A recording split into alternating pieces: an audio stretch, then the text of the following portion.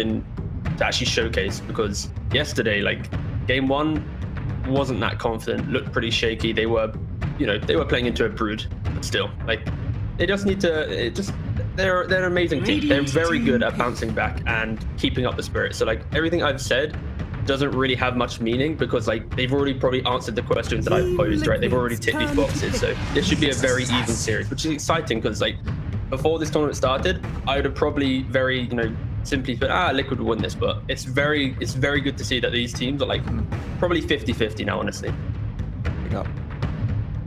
Well, we've got the Void's not banned. Void is not banned. Well, they didn't pick it. Took next. They've got time. Liquid aren't going to pick it. Tiny, that's an interesting.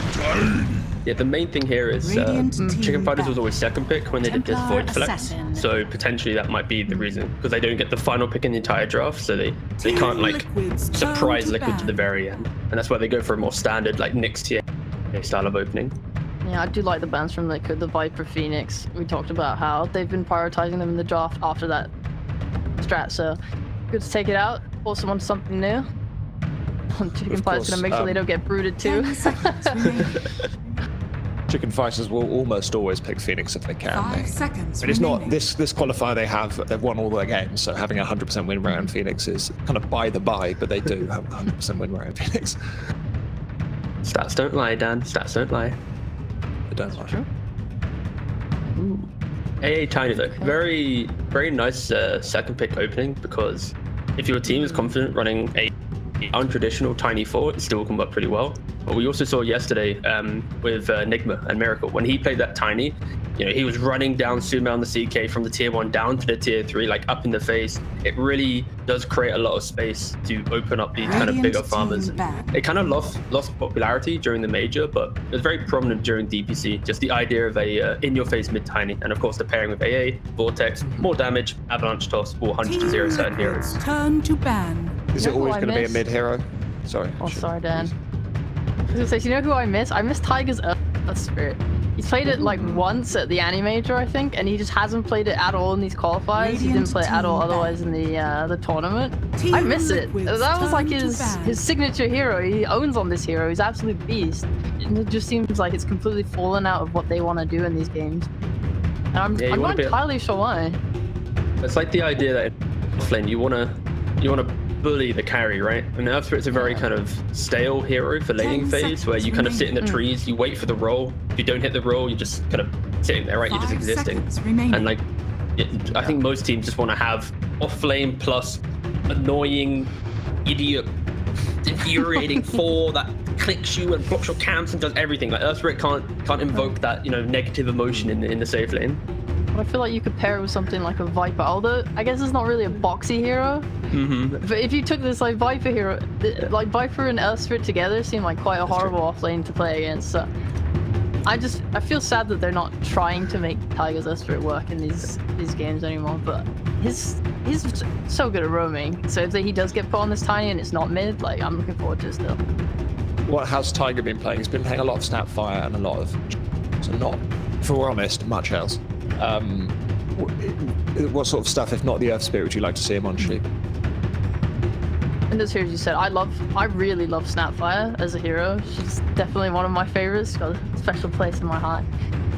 I don't think they'll be playing it this game because there's a Nyx on the enemy team. That hero is super disruptive to Snapfire's gameplay because of the Carapace on basically all of her spells. Is this a Lina for Taiga? Or, I mean, this kind of says that the Lina or the Tiny are going mid. Just kind of keeping it open, right? Lina and Tiny can both be 4 mid, so maybe they're going to be like, ooh, surprise, they pick up their carry on the 4th slot, so then they get to unravel their draft in the final phase. I mean, Lina's pretty decent against TA, right? So yeah, it's most likely mid Lina. Team Liquid's turn to pick. Could be a double surprise mid AA. Yeah. You never know. Radiant team pick. I think it's the Slaughter. All right. Boxi Slaughter. That is my favorite Boxi hero. He's so fun on the Slaughter. Yeah, like Liquid, all of their heroes right now are just like no cooldown, run at you style heroes. They can play really strong laning phase as well. So this is going to be emulating kind of what happened in game 2 for Liquid against Tundra yesterday. Like, they did crush their lanes, they did run over their opponent. They just kind of outplayed themselves a little bit. So yeah, I'm excited to see that Liquid have leaned more into what worked well yesterday. They Fighters. paired the Slaughter with Snapfire before though, Radiant right? And they don't have team that this time. They have a Medusa. okay. How do you feel about that, Sheep? Team Liquid's turn to ban. I do like it a lot. I think she's just this hero that you want to not be able to get bursted. I don't know how likely that is into an AA Lina and a Tiny who are very good at comboing and bursting, but I feel like she's someone that could live through this Tiny combo easily, so that's going 10 to pose a seconds problem for remaining. Liquid with how they want to start fights. You know, if she lives through that burst, 5 which seconds is remaining. most likely it's a Medusa, then these TAs and Snapfire ults are all going to come out and they're going to super be able to just counter initiate, especially with hopefully a nice last pick off lane on chicken fighters that can help start these fights. They're kind of missing some good initiation right now, hard initiation. Do they need initiation, or can they let Team Liquid kind of come at them? Yeah, the thing with Liquid is they have a lot of like great ways to kill a hero, but it's for one hero only. They're not going to be able to combo multiple heroes down. It's not like they have big team fight, right? So this is why chicken fighters pick this Medusa with confidence. As like TA can just go in first. Doesn't matter if she dies to the Radiant Slaughter plus team Tiny back. like AA combo, because then it means they don't have the resources to kill the Medusa. So Liquid needs to break down the map quick enough so that chicken fighters can't like offer up one piece of their their board to then use another. So I think I like how chicken fighters can play into this game, but they still don't really have the answers of like how do they actually 10 kill a hero on seconds chicken fighters remaining. in like the first 20 minutes of this game before TA or Medusa has 5 farm. Like seconds Nick remaining. Snapfire just 2 alone, they're not going to be able to do the damage. Whilst Liquid, all their heroes are going to bring something to the game, like from minute 0 all the way through until like the mid game until Medusa TA really kind of shine. Pick up of that PL ban as well as a Dragon Knight on Team Liquid. What are these last bans we're looking for here, Sheep? What would you like Liquid to not be able to pick? Liquid need a carry that helps with the tempo of their game because they're going quite fast so far, and I don't think there's a carry that Liquid Team can pick here that is Liquid's going turn to ban. be able to carry them late game against this Medusa TA. I feel like it just looks stronger right now against the rest of Liquid's lineup. So maybe they'll just try and go even faster, potentially. Maybe they'll just pick some bristleback carry, just start running down these lanes. I'm not sure. Radiant I'm not team sure pick. what else they can do. They have TB banned, PL's been banned. So they're not going late, yeah. Yeah, it seems like a lot of these late game carries are just out of the board right now. Spectre, Luna gone. So I'm wondering if they're just going to double down, or if they just have something in their pocket that I can't even fathom right now that they're 10 just gonna seconds remaining. wipe us away with. I think They could pick a Voice, couldn't they? 5 for Liquid? seconds remaining. Yeah. You don't like that? Like Void or Anti-Mage, like the maybe okay. I think I kind of lean towards Anti-Mage if chicken fighters pick a off lane that doesn't really apply too much pressure in lane and was more of kind of like a farmer. That could just give Liquid like the haha got you, specifically because of the lack of damage that I previously mentioned. Like T8 is very good against that hero, but chicken fighters right now for Xibbe, they need that that off lane presence. Maybe even just like a casual Doom in the off lane. You get a BKB. You don't go for damage from your off lane, but you just go for hacking through the spells, like I already mentioned from Liquid. And now suddenly it props up the Medusa to TA to actually play their game. What's Xibbe like as an offlaner? Because we've not previously seen him play that role. He usually plays 4. He played offlaner, I think, briefly on Alliance or something, didn't he? He Played for OG Seed. yeah. OG Seed offlaner. That's it, yeah.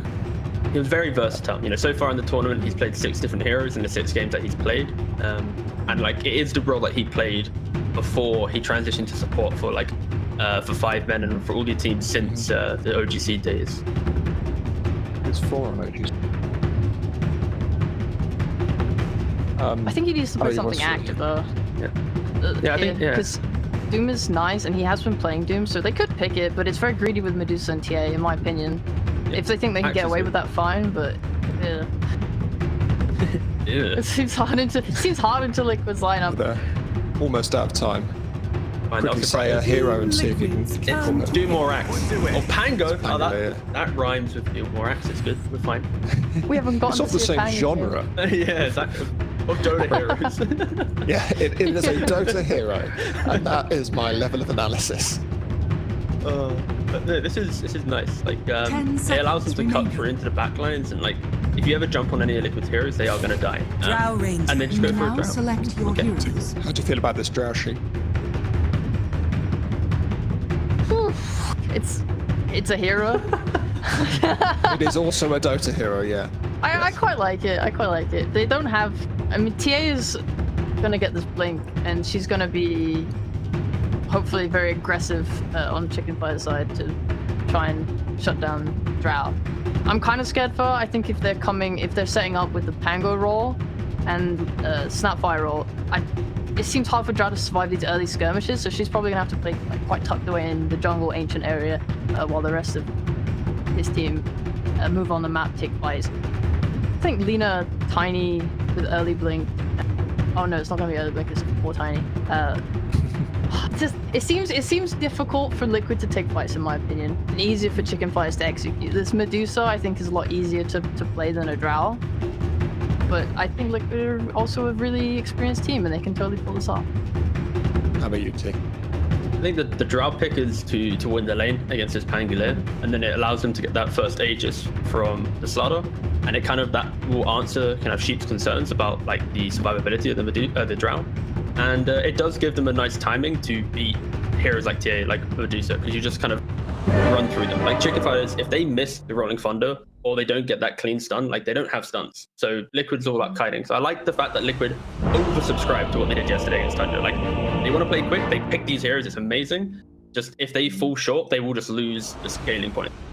But yeah, how they built themselves a nice lineup to play into first for Aegis and into the face of Chicken. Okay. Well, can Chicken Fighters and Xibbe's Prepare for Pangolier battle. roll on through to a Game 1 victory, or will Boxi Slardar crush their hopes? We're going to hand over to our casters for this game, Evo Plus and Seek and Strike. Silent of Falls! Yeah, a very exciting matchup. I am quite sad that we have to see one. Why, thank you. We have the Revitalized Chicken Fighters versus hoping why they're one of. Who's gonna take it? Honestly, I don't know, but I'm happy that at least we're getting the Liquid draft. Always excited to see Boxi and Slardar, and we'll see how this game. How are you, Richie? Doing well, you know. We set by a little bit today. Taiga is gonna go rush B strategies. Not gonna work out for him. However, he does get a toss back though before he goes, and that should allow at least for a trade. But Peksu is gonna surprise him there with the Fairy Fire. Liquid, they're just able to stand their ground here, so they're just nice off the game. Exactly how they were looking to get the off, I'm sure, but still plenty of time to recover. Just a little bit of a first blood, and the bonus going over to Supream is about this mid lane. Yep. Yeah, it's a tough way to start. I mean, they were already talking about how Liquid is looking for this explosive start, snowballing off the lanes, and then The you battle lose first begins. blood. The suicidal attempt. Not ideal for you. The 4 Tiny is also a hero that's very much a sink or swim hero. Very much why I think he's not played as much. Well, I think have a lot more potential, especially in the mid game, to get pickoffs. But if like your laning stage is just not that good. If Starter struggles in this laning stage, it's even worse for you. You need to find ganks somewhere. Liquid is very much going back to their bread and butter, I'd say, with Pratt, where they're going to trust their incredible laning state. Yeah, I think they might be able to get that done. I'm a little bit dubious of a position 5 Nyx assassin, if I'm being honest with you. Especially in a lane versus with Slardar and iNSaNiA. I think he's in trouble a little bit here. So I think that's going to slow down this Juice's farm a little bit and help out the rest of Liquid in terms of being able to cut through this Medusa, I think, as Go kind of said. Because it kind of seems like that's what they're going to be going to do here, at least of all. Yep. With marksmanship, at least, that's the goal, right? Is to get this Drow Ranger in a place where she's protected enough to just be able to stand her ground in these fights and lay down so much damage.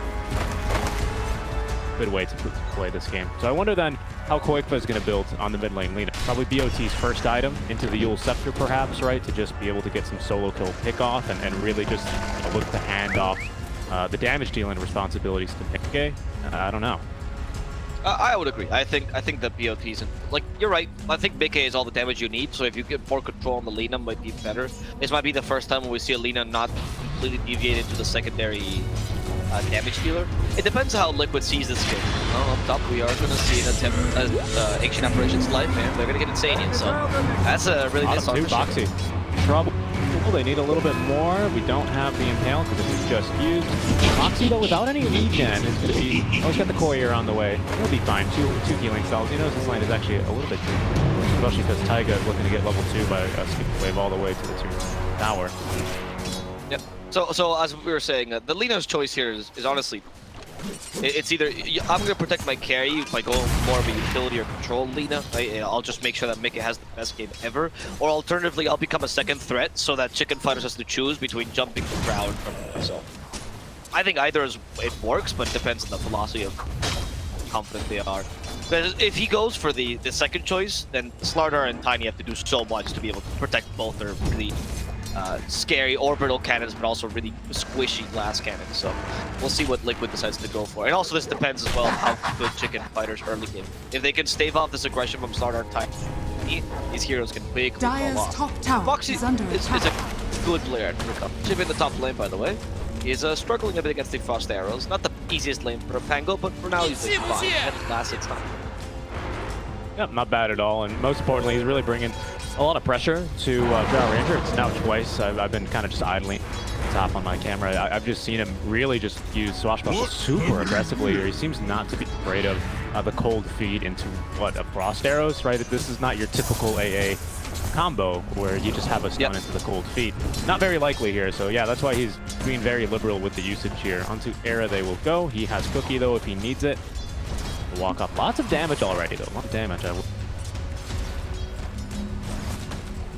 Yeah, I don't think you have too much kill potential on the Drow. I don't think miCKe will ever make this Bishop. iNSaNiA, the more aggressive he wants to play, the more Chicken Fighters just look to use that. Taiga might want to rotate at some point. In fact, he's going for rotation mid right now, blocking some Xibbe.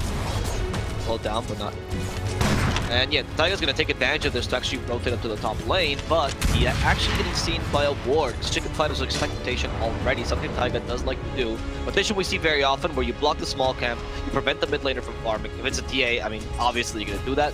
And then you proceed to try to help the top lane, which has kill potential, but not enough. There they go. Taiga seeing up Supream, goes for the avalanche, has the toss, but it's not a toss back. In fact, they're going to try to kill Supream under the tower, and that's not going to work there. Supream will survive the onslaught of damage using the refraction. Yeah, just was getting that back on cooldown. A little bit of space he made, literally just the 3 steps he took, really saving his life. If he just started blasting Danny DeVito style, he would definitely have fallen there because he needed to buy a little bit of time for. So I was dubious of the position 5 Nyx because I actually thought that they were going to lane this Tiny a little bit more. Instead, Liquid, they decided to prioritize some more experience. Hold that thought. This top lane Era is getting ganked now by Taiga. There we go. This is going to be a little bit to deal back on Era. Yep, right. And towards Taiga then. Xibbe is going to have to hide over in the trees. Xibbe, by the way, who went for the urn early. Great stats, don't get me wrong. This mana regen and the overall stats is what makes it a really nice item. This is the reason why you saw like Falcon Blade a bunch on offlaners occasionally. Urn accomplishes a very similar thing.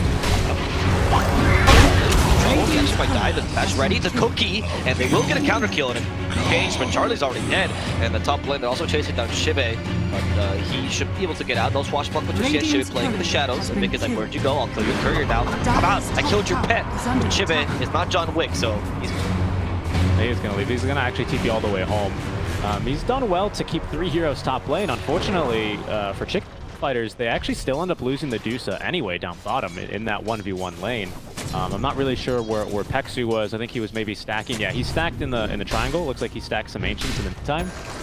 But yeah, losing the Dusa there is going to be a bit costly. And Boxi is really forcing the issue, immediately bringing in a sentry to lane and getting the D ward. So we still need more heroes from Chicken Fighters to secure the early game for Dusa. Charlie with that death. It's not the end of the world, but it's maybe a sign of things to come if they don't try and stop the Boxi here. This is why I like the choice for Taiga to rotate them. Of course, if your 4 rotates, Peksu can stay in the bottom lane, but then you're gonna have an inequality in the rest of the right. So I don't think protecting that Dusa is that much a priority. I think Chicken Fighters did the right play, but Taiga sets the tempo of the game like doing that. And the Slardar can't deal with ranged heroes if you go for a couple more points in sprint. If you play a bit aggressively rather than trying to harass, you're trying to go for kill opportunities instead.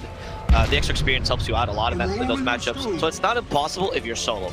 Once there's support, even if the support is like a Winter Wyvern who's not great in lane, it's very difficult for Slardar to close. But if there's no support, there's chances for you to get kills, there's chances for you actually to farm. And the extra experience also helps you recover in the mid game. Because I've not seen Boxi, he's not the biggest fan of going Midas early on Slardar, like some Slardars will do. He just recovers magic. I actually don't know. Stinger was telling me about this the other day. He's like, I never see him go Midas. I still think he recovers all the time.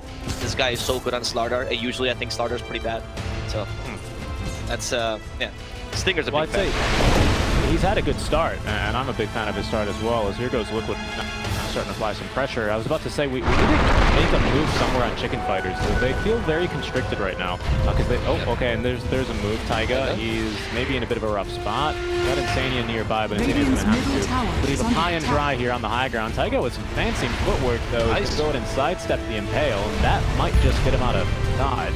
Believe it will. Another trap for the slow Peksu. Distracted by the Qualifiers, not going to find it either. Wow, nice job. And he pulled out all the stops there. He really did, and throughout all that, qojqva just gets the tower. It was untouched before that wave, already to basically half HP. So big wins for Liquid. I was about to say we need to make a move somewhere for Chicken Fighters, and the fact that they just kind of chase around a Tiny and don't get anything out of it really hurts. Because top lane. Xibbe, he's kind of just getting experience right now, 26 and 2. He's really fallen off from being able to harass the Drow, his mid lane. You have a toss, Peksu's going to be able to live through that. So much magic amp, by the way. Even with the 1 point in Ice Vortex, 12%, yeah, that doesn't sound too crazy. When you already amp that damage further with the Ava toss, it really starts to add it up. So that's why we almost killed the Nyx Assassin, despite really low levels between forts. And then bottom, Boxi is just free farming as well here, basically. Like, it feels a little bit difficult right now for Chicken Fighters to get anything started around the map. Yeah, I mean, this is Liquid's oppressive early game. They're doing really well. Taiga particularly just been doing a great job of setting the tempo, and as you just saw, so Era's going to come and try to punish this. They do get a lucky shot this time. The Avalanche will not stop a rolling Pango. Taiga, oh no, he hit the corner! Oh, the corner of death! The bane of every Pango's existence, these magical corners that happen in each staircase. And actually, they're going to get a counter kill perhaps on Era. They do have Laguna Blade, but they don't want to use it. Marksmanship proc is going to do the trick, and Era will fall. miCKe, he's not thinking the right way home. In fact, miCKe is in trouble now, and they're trying to harass him and finish him off, but he's actually surprisingly tanky. He's going to live this off, and the rest of Liquid will just retreat. That was pretty good by Liquid, honestly. If it wasn't because the Rolling Thunder messed up, I don't think that would have been as good. But I don't want to blame Xibbe for that, because if you ever play Pango, if you try and go down the stairs, it's the hardest thing. It's like using a bicycle to go down the stairs.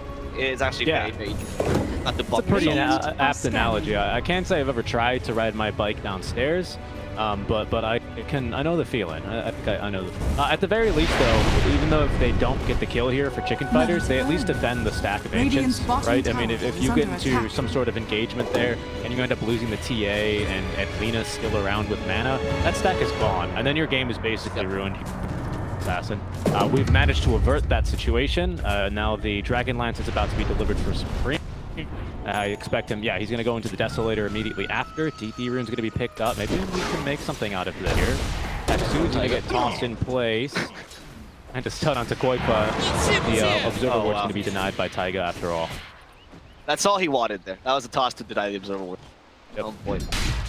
This combo though for Liquid, like the support combo particularly, becomes really strong for obvious reasons. But it's actually kind of weak in the early game. I always mention this when it's a Tiny, but toss, the vertical distance cancels cold feet, so you actually don't have anything to set up cold feet with. Or not cancels, just dispels it, right? There's too much distance. And so as a support duo, this is usually a bit weaker. That's why you rather have Tiny mid. But it works out as long as you can, yeah, huddle down this early game, kind of work it out, and once you get the Ice Blast, Tiny becomes a killing machine, much like a mid-Tiny, even without Blink. Especially because you don't consider the 4 Tiny as being that big of a threat, and the fact that a 4 and a 5 can kill any hero on the map is very scary. Dusa aside, I think Dusa is the only hero that can survive this combo. Radiant's bottom tower. Yeah, I think Dusa dies for now, and then I think like there's like an ebb and flow to this graph, if you will, some kind of like parabola you could imagine, like mid game. Where the mid game, I think that they do kill, or they don't really kill Dusa, and then in the ultra late game, I think they can get through her. Normally, I'd say Dusa in the late game is terrifying because you got Satanic, you got all these luxury items you can build into, but you've got a great answer for that in Ice Blast and Drow, right? So it's not going to be too effective. Right, for now, they're just going to propose and accept the tier 1 tower trade. No one looking to defend Leon. I think it makes sense. Both teams' team fights are a little bit reliant on having that first item. Pango or even Taiga Blink Dagger, which is Radiant structures are fortified. Like the trial is just the sorry, Boxi's coming in with a Link right now to possibly push Light Pump. Not a bad time. They go for the Assassin. iSpot's actually in the ready as well. iSpot is dead, or the Assassin is dead rather. And the Drow's with the sword, miCKe is trying to get away. In fact, sees the opportunity to fight again. Xibbe, there's no corners this time, so he actually gets to stop the Slardar, and Boxi will be cooked here. As a little bit of a tribute to our British panel, they gave him some. But that's only a single kill on the Slardar. qojqva does defend the tower, the most important part. Era. Liquid really wants something else here. They don't want to lose their offlaner for nothing here. They don't even take the tower, but Supream has double damage. It's a bit scary. qojqva doesn't get the lucky shot. He has boots of travel, so he knows he can just use his fancy footwork to avoid the damage. During this whole time, though, Charlie has been farming in the triangle safely, so it's actually a pretty decent win. Yep, yeah, he shows up there with the Stone Gaze just to make sure that they don't counter-initiate. That's the whole reason Liquid end up on the high ground anyway. Liquid, they want this tower. They know... yeah, without Kisses, I think Kisses and Rolling Thunder were really crucial in winning that fight, as well as actually Stone Gaze. So now we literally don't have anything to defend the tier 1 tower. So they're just right back into mid lane. Boxi's on station again with this Blink Dagger. He'll be looking for another kill. In fact, he's just walking right up to the high ground. Really, at least we have Era in position. He's going to sacrifice himself to make sure they get a stun, possibly even a kill on the Boxi. Ice Blast now coming to Xibbe. Trying to find him. And the Laguna Blade to secure the kill. Taiga as well, closing the door from behind with the Avalanche. Ultimately gets the kill. But definitely an overwhelming amount of damage there for the Pangolier. Liquid are playing a really, really nice aggressive style here. Yep. I mean, this is the style that we know Liquid for. Strong early game, good lanes. And it's not Chicken Fighters looking weaker, it's just the Chicken Fighters just don't have the draft to deal with this, really. You have a Medusa TA, you're gonna need a lot of time to farm on the map. But Supreme is getting closer and closer to getting online. Liquid taking advantage of the Slardar to try to take a Roshan. They are dire, though, which, yeah, puts them at a disadvantage. If they were Radiant, this Roshan would be done. Because you can't just hang out in the triangle and save the Roshan. But Chicken Fighters, despite not being as strong right now, they know they can fight this with Mortimer's Kisses usually or already available, Rolling Thunder as well, and them having the advantage of this superior high ground. Yeah, we're really starting to see the difference though in farm between Xibbe and Boxi begin to play out. We can see Boxi as this playmaker, just walking up high ground, threatening for the Blink Dagger, forcing these reactions out from Chicken Fighters, and even in this last mid-fight where we did get the kill onto Boxi thanks to the Rolling Thunder, Xibbe had to just awkwardly roll at them for like 10 seconds before he was on top because he just doesn't have any items yet, right? He went for this Urn of Shadows first, and he's actually still going back to the Orb of Corrosion. I thought for sure we'd see like a Blink Dagger or even a Yule Scepter or something like that, but it's going to be the pure fighting style of Pangolier. No, Orb is too good. Like, I think Orb is the most OP item. You always have to get it. That's why I was surprised seeing the Urn as like a transitional item. I mean, if you're gonna go for the Vessel this game, I think there's a justification for that to a degree. Against like the Slardar and Tiny particularly. I don't mind that. Even if you go for just Urn after Corrosion, I think that's fine too. But over Corrosion is a necessity of the deck. Just so good. You get a massive slow, a little bit of a minus armor on a bunch of heroes every time you swashbuckle. It goes nicely with your lucky shot. It's just stupid. So I like this build. I think I don't know if it's called a correction or a choice. Peksu could be in trouble. Does have a Spike Carpus, but that's not enough levels for Peksu to survive. I don't think the Kofi not even gonna trigger. Boxi even considered going for the Dusa, but Xibbe and the Rolling Thunder, and yet again he hits the corner of the Roshan, but it's gonna be fine. Boxi's still dead. Taiga coming in though, hoping to finish off Supream. There's the Avalanche. Wants to trigger the Kofi though, so not gonna toss him. Supream will be frozen solid. They fight the Dusa, but she has to use the Stone Gaze herself. And now in comes Xibbe, disarming the poor Drow Ranger. It seems like miCKe just retreat iNSaNiA as well with a TP. He's not gonna complete it in time. Too much damage, and Liquid is now being routed back home. miCKe could be in trouble. He has no TP himself. Mystic Snake will slow him down. Has the infused range up for Xibbe is very close by. Even the Cookie to get closer to miCKe, and that's gonna be a dead Drow Ranger. Only qojqva survives this aggression from Liquid. Yeah, that was a really good Rolling Thunder by Xibbe. Very well played to him, because he rolled in from such an awkward angle. I don't really think Liquid were expecting them to come from their own high ground, but he splits that fight in half. the Dusa and the Drow Ranger, sorry, make that the Lina and the Drow Ranger are both the 2v1ing the Dusa, but they actually both end up getting turned to stone thanks to the Stone Gaze, and that fight very quickly falls apart for them as soon as they are able to kind of separate the two, you know, ranged right clickers from the rest of the team, but quite notably at least Boxi Slardar, who's first popped in the engagement. So really, really great fight out from Chicken Fighters. Liquid though, again, not being restricted by their cooldowns. They know there's no Rolling Thunder. They know there's no kisses. Oh, there's actually Rolling Thunder, but there's no kisses. And now they want to go for the quick killing Peksu. Managed to find a stun at the toss though. One extra dash out from Boxi. Top lane. Also setting a trap here onto iNSaNiA. Xibbe not going too far though. That Scatter Blast stopped quite the strat. They do hit him with the Ice Blast though, Era. They see him with the Ice Vortex. qojqva. You want to get the Song of Ice and Fire going? Oh no, you missed the fire, but it's okay. Laguna Blade, lightning will do. Who needs fire when you have lightning? And Liquid will be able to take down two supports. It's a little bit of a recovery kill, but this does transition nicely into Tiny Blink Dagger, which you just got. And now you should be able to continue the aggression you were using before, but with more success. Because the last initiation was actually technically Liquid's, and they lost, or not this one, the one before, was technically theirs, and they lost it. That's a huge blow. Chicken Fighters can really respond appropriately to these aggressions. You have a lot of counter initiation, and that's what Liquid needs to be most wary of. You gotta find them either separated, or as you mentioned, with their ultimates on cooldown, so you can actually get the pickoffs you require. Otherwise, it's gonna be a bit tough, especially now that TA is, I would argue, pretty much offline. Yeah, I think this game, she's like really, really online with the Blink Dagger, I would say. Yes, right? She hits hard and she hits from pretty far away thanks to the Dragon Lance, and she's got the levels.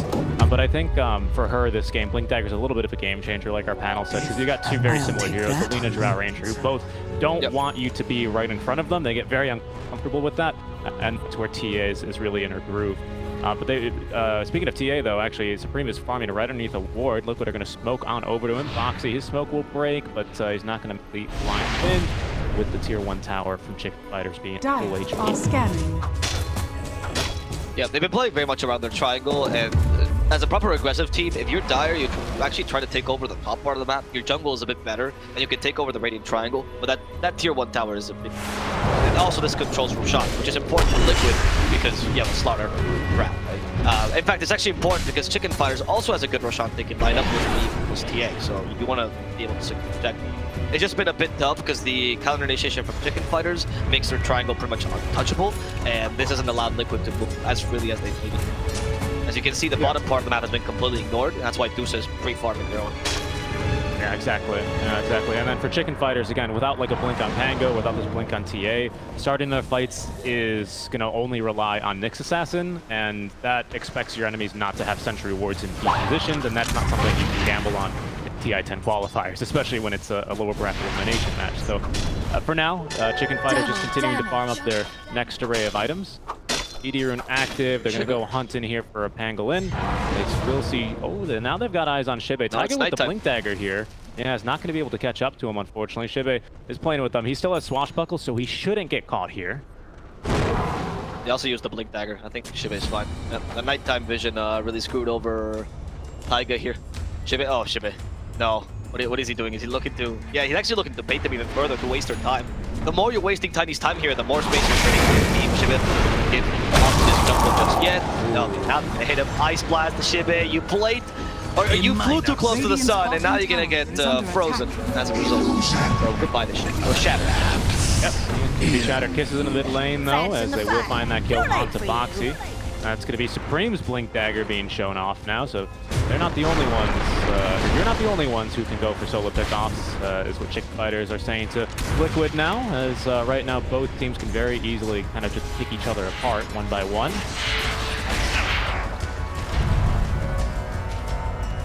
Okay, there's a little... Now with Supreme, I feel like you can actually go and hunt the Lina and Drow a bit more reliably. I think now it's truly as fine. Because now you actually have... I would say initiation. Until now, you really were only a counter initiator, unless Nyx got like a surprisingly imperial, well, indebted. Maybe Chicken Fighter is looking for a smoke, or will look for a smoke soonish. They might just not seem. They might not feel too pressured though. They might feel like, okay, we stopped control over the map. We actually have been given a fair amount of control over the map. Liquid's been trying for these hard aggressive plays. We can continue farming, so not much pressure. But as a Dusa versus Drow, I would like to... sorry. If I was Chicken Flutters, I'd like to play the more. Okay. Well, I think Liquid's not going to give him the chance here. Pardon me, because qojqva's about to have his BKB delivered. The rest of the team grouped up around him. I think they're going to maybe look for an aggressive play. There's BKB online. One thing I wanted to very quickly point out, though, is that Boxi, it looked like he was going to go for the Sange, presumably eventually into the Heaven's Halberd. I still think it's a pretty darn good item this game, especially versus 2 ranged carries. But he's decided against it for now, so he's still have the money for it, but he's queued up instead the Force Staff after only buying the Belt of Strength. So we'll see what this develops into, as that's going to give us a good insight onto how Liquid are feeling this game, if that makes sense. I think that's also partially due to the fact that Lina is going for the BKB. So if you notice on Liquid, I mean, wait, iNSaNiA is first, I think. Yeah, you're not getting out of this one. Oh, maybe not with a counter initiation. iNSaNiA actually using the Ice Blast here, and that might be a Nyx dead here thanks to the Laguna Blade. BKB has been used also by qojqva, but qojqva almost died to the physical damage of Supream alone. Not that big an engagement, only support for support. iNSaNiA actually fought back for that. Might be that Liquid is looking to fight this again. Okay, gets surprised with the trap. qojqva, he does have the regen rune. We're fine. Okay, I was going to say that's a pretty big win for Chicken Fighters, because now they can just like push a tier 1 tower. You don't have BKB on Lina. AA bought back, but he doesn't have his spells right now, and I don't think you're too afraid of them, because literally all we used there for Chicken Fighters was just a Nyx Assassin Impale. That was the longest CD used. Now with that regen rune, unfortunately, they're not going to be able to do much about it. Still a good win here. Again, the Supreme showing off the power of the Blink Dagger, right immediately into the face of Lina. Lina wants nothing to do with that. BKBs still almost dies, but manages to at least escape with her life, only in exchange for... So, yeah, Chicken Fighters still holding their very nicely. So the point that I was making earlier is because Lina went for the BKB, Slaughter feels like you need to be more of a frontliner, also initiator. Xibbe. No, Xibbe actually surviving here, Rolling Thunder, but he was going to hit the wall immediately, so he decides, what's the point of wasting his ultimate instead? They're going to lose Taiga alone. So, Slaughter becoming more of an initiator because Lina has that survivability, so she's not as valuable or as easy a target anymore thanks to the PvP, and now going for Shivas. So not as much of a glass cannon as we're talking about, but not quite protection utility, as we can say. So she's not going to become the second target to go with a Drow, but she'll make sure that Slaughter only needs to save Drow. So the Force Staff, Blink Dagger allows Slaughter to actually be more aggressive. This allows Drow to hit. You don't need to go for Heaven's Halberd to save her because you already have the Force Staff in any case, if you ever need to save the Drow, because you only need one save. So yeah, I like this optimization by Liquid. I think that makes sense. You can see the team itemizing together, which is what I like the most. I agree. I agree with that. I think that's kind of a succinct way to put it, right? They're itemizing to play as a team together in these fights. Boxi is going to be a little bit like the Coast Guard here, right? Sailing on over to you and getting the Force Staff, and maybe even going for a couple of kills. Peksu's real dawn fast from this like Carapace, but unfortunately the Sun's not going to last long enough to hold down Boxi for too long. The immediate smoke play, however, out from Liquid is maybe they're going to look for a Roche, maybe they look for a +1 here, but Chicken Fighters in position, ready to break smokes on the high ground, as they've already done so to qojqva. With those still trying to sneak around. Still regenning up there to make the jump onto him here. Patient as ever. There's the Rolling Thunder, the counter initiation now coming through from Chicken Fighters as Charlie is going to prevent qojqva from walking uphill thanks to the Stone Gaze. Boxi now running for his life in the river is going to be able to escape. That's an item. Scotty just finished up for the Dusa now. I think that makes you reevaluate this fight for Liquid, even after this tiny buyback. That's a big item here. Yep, you want to go for the Roshan instead. You know, they just use the Rolling Thunder. They still have Mortimer's kit just to go into the pit, but Rolling Thunder is their biggest kit ability, so I do feel like Liquid can take this Roshan. We'll see what Chicken Fire starts to do. He did use the Stone Gate as well, right? So those are the two, I would say. The Roshan with. They go for a smoke here, Chicken Fighters, just trying to get in position. That's an illusion, Charlie. That's fine, kill the illusion so they go in position. And Charlie has to talk back. This time, they don't have an ultimate. Charlie could be in trouble, but they just don't have enough damage to kill him. In fact, the first person to die here is going to be miCKe, who did take the Aegis and a second life. Can they kill him a second time? He has a Hurricane Bite to get back up to the high ground. He's perfectly fine, and Taiga still looking for Peksu. Always the kill Liquid wants to kill first. And they're going to get Peksu quickly, but maybe an exchange for Taiga, or perhaps an exchange for qojqva. That Yule Scepter's going to keep up for a bit, but qojqva will eventually die. Only get the blade off, and the cookie even saves Xibbe here. They need a little bit more damage. Avalanche will do the trick, but you lost qojqva, you lost iNSaNiA now. You also lost Boxi earlier, and miCKe to be the last man to die here, as he does get Supream before he dies. miCKe with the Hurricane Pike. He actually might find the Dusa with the Cookie. Dusa getting close to miCKe. Up close and personal is not going to work out. qojqva comes and helps his ally here. There's that no more stun, but the Yules will keep the Dusa in place. Aaron trying to stop the marksmanship, but miCKe will be able to get enough space to get away. Charlie now in trouble. He's out of mana. qojqva needs to chase after him, or perhaps Taiga. Blink Dagger in just 1 second. We have Avalanche toss. They're going to keep Charlie in place, and that should be a kill. Liquid did it. What a game by miCKe. Oh god, his positioning this fight was on point, and that's what thwarted Chicken Fighter's plans. Yeah, really, really great positioning there. Just kind of calculated. He knew he could get that kill pretty easily there onto the Templar Assassin.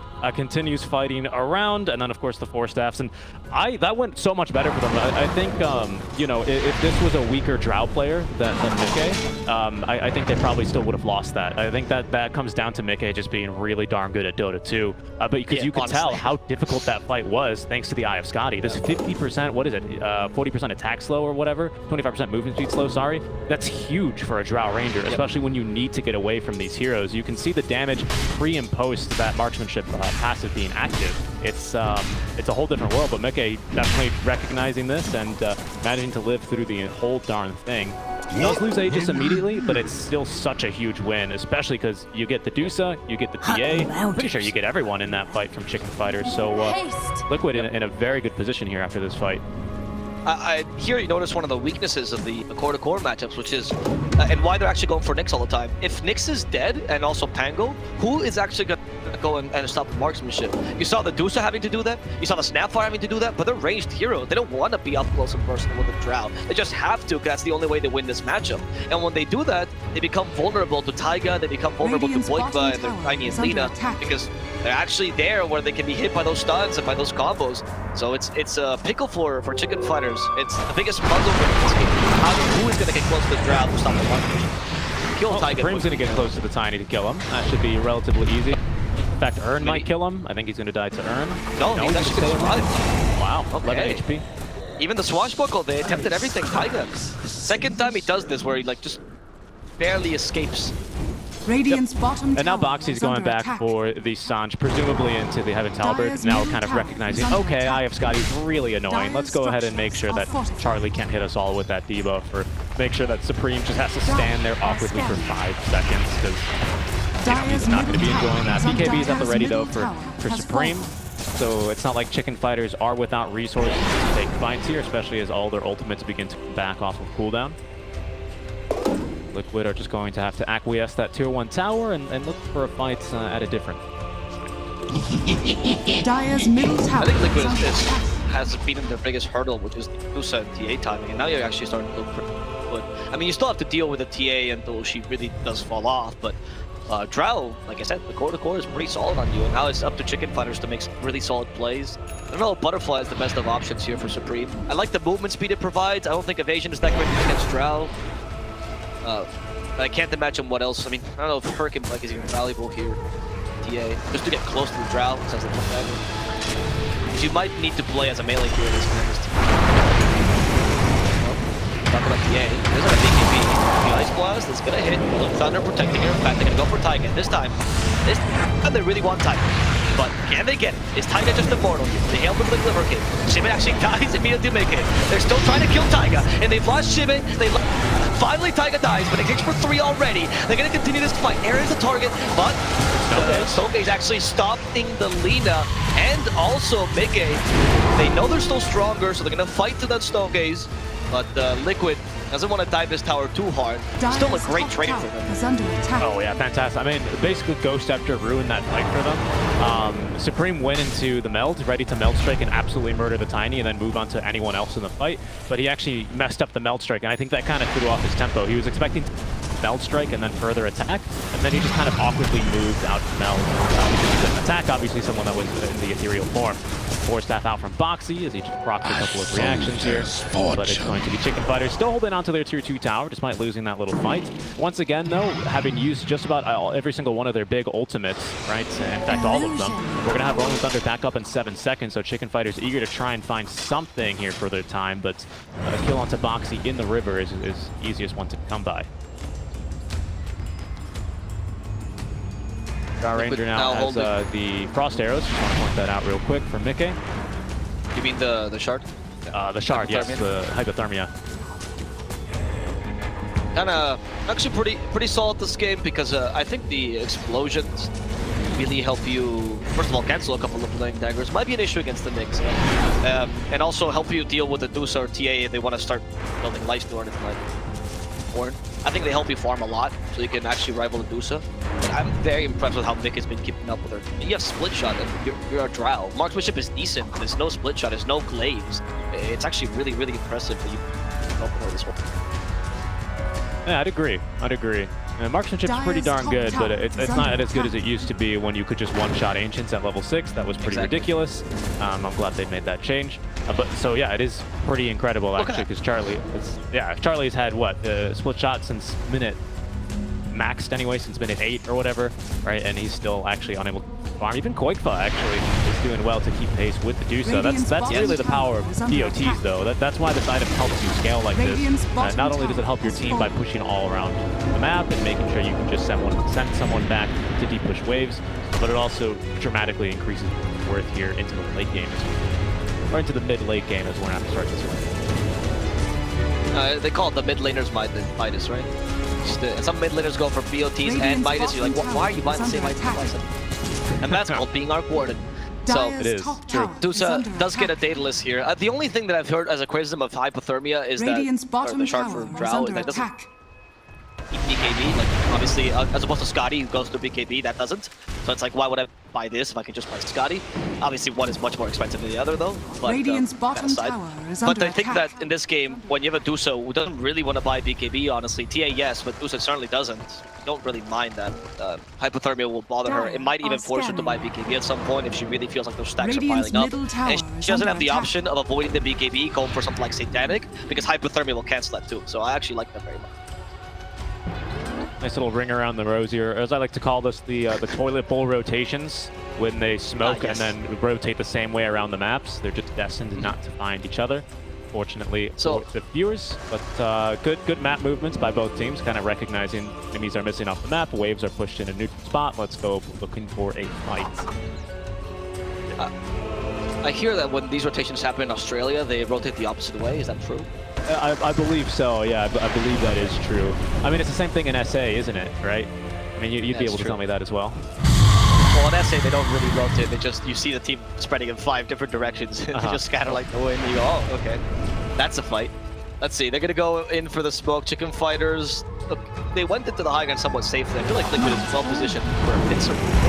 Chicken Fighters still with a counter initiation. They actually got Liquid here. And Taiga blinks in time. Xibbe once again, not get the rolling thunder he was looking for. Taiga just trying to divert the attention, but this time, Taiga will die a bit sooner. Liquid acknowledging that Taiga didn't last for 13 seconds. Trouble. They still want to fight? No, Supream blinked in time there next to the refraction. Taiga, he did fight back for this, but he doesn't actually, he's not going to die a second time as Boxi's covering his initiation for now. They actually forced the Stone Daze.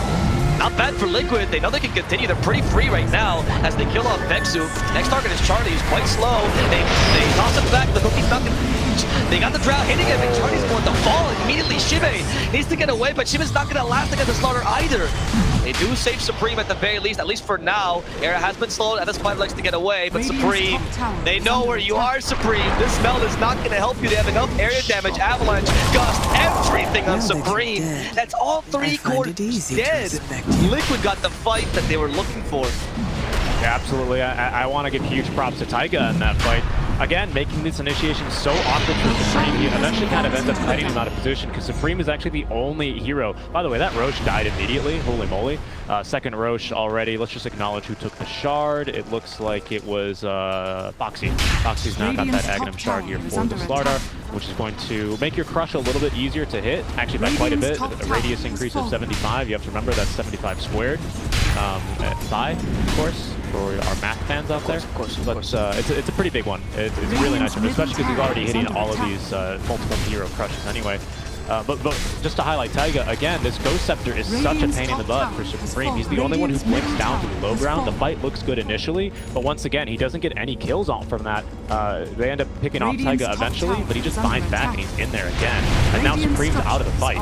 He had to rotate all the way around the roach pit while the rest of his team was still right next to that dire outpost. So Liquid, they're just playing these fights not quite perfectly, right? But they're kind of abusing the eagerness and the explosiveness that Supream wants to throw out, using it again. It's really quite nice to watch. The fights are just so tough for chicken fighters, honestly, because of the drow existing. You really need someone to jumper, and this is what leads to this eagerness, or to the degree of this desperation of just, how do we kill this drow? How do we get close to her? And I feel like Taiga is the best at abusing this right now. He's like going into the fights early. They know they have to kill Taiga because otherwise he's going to save the drow, or he's going to push someone back or toss someone back in the wrong position. And if they don't kill him early, and with honestly his tankiness, they just struggle. So Taiga diverts the attention, separates the fight. Boxi does the same. They create a chaotic team fight, and by then your counter initiation, however good it is so difficult to use.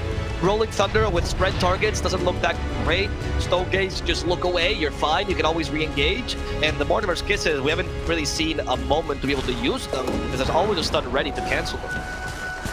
Or a silence. Yeah, or silence. Yeah, that's so far so good then. Oh, and one of my favorite interactions, you can gust TA out of her refraction, or her meld strike, sorry. Yeah, so that's always really funny to see. You just kind of blow some pocket sand over her, push her back a little bit, and out she goes. What they use to pop that weasel. miCKe, by the way, already up to level 25. He's gone for the CDR. It's going to help greatly now. Lower cooldown on the BKBs, lower cooldown on Hurricane Pikes, which is great because the rest of your team also has really low cooldowns. You're really only restricted on fighting whenever you're BKB. So this is going to help miCKe. And the rest of Liquid just continually apply pressure and really put their foot on the gas here. Yep.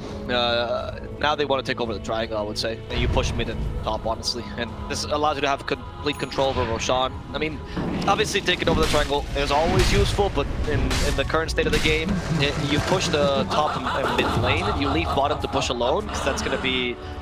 that's the dead lane for chicken fighters anyway, usually. So now you exert pressure to the whole map anyway, due to the nature of your rotations, and you keep control over Roshan. So when it's once again, they won't have a chance to take it. And it's so difficult for chicken fighters to contest this because, like we've been harping on the whole time, they lack an initiator. They really only have Xibbe. And now we're starting to see the biggest issue of playing Tango against ranged heroes, which is, oh, just get on top of them, easy, right? But if you don't, if you happen to miss that initial stun, Drow will kill you, like in a matter of seconds. This is going to become very similar. Oh, this is a Satanic. I'm like, what are we doing with a Reeve here, miCKe? Satanic, of course. This is going to be very similar to like a TB, where, oh, there's a Pangolier rolling at me, that's adorable, and he's just going to kill him before he can even get halfway there. It's the same exact thing here with Sniper Ranger. Charlie, there's going to be the stun onto 2. miCKe starting to pump the damage here, but Boxi needs to back himself away. Goodness, Charlie already down to half HP and mana, so that's why he's going to go ahead and pop the Stone Gaze. Liquid will just take this opportunity to go ahead and heal back up a little bit and get ready to go right back on in. We still have half duration left of this double damage rune for the Lina, who's taken the +1 from the attack range down here at level 25. And the Rex did reach in. Oh, they don't really care about the backdoor protection whatsoever. Oh my god, Drow. Oh lord. Alright, backdoor protection doesn't matter. It did disappear towards the end. miCKe takes Elena Rax for free. And, I mean, now you're waiting out the Aegis, but because of the control from Liquid, I think we'll still be able to take the next Roshan. So what chicken fighters need to do is wait for the Aegis to expire, which they definitely have calculated. And between that timing and when next Roshan spawns, force a fight with a smoke. And ideally flank. Or here, time it so well, the Aegis, unless they actually toss the Deuce back. The Deuce is in trouble. She has no mana. Ada with the Ice Blast as well. The Cookie's not going to help her. They don't care about the Lotus Orb. Charlie's going to die. It even saved Taiga thanks to the Force Dance, and they catch Xibbe. No more Pangolier, no more Deuce, which means no Initiator, no damage, and no BKB on TA. How's she going to get in? Okay, well there's H-Screen replay. Chicken fighters, if there's a time to fight, it's going to be now. They're on top of the TA, but a huge crush up from Boxi. The Cookie though, and the Rolling Thunder. That's going to be a dead Drow Ranger for 100 seconds. qojqva now in a bad spot, does not have the BKB, has a Yule Scepter, but no chance to use it. As Chicken fighters have to buy back and throw whatever they've got at Liquid, and it's going to net them 3 kills here. Nice job out from Chicken fighters. I mean, hey, it was difficult to get in, but Xibbe with the Blink Dagger, he was huge there. And look, Liquid was thinking the same thing as me, and then like, right, buybacks.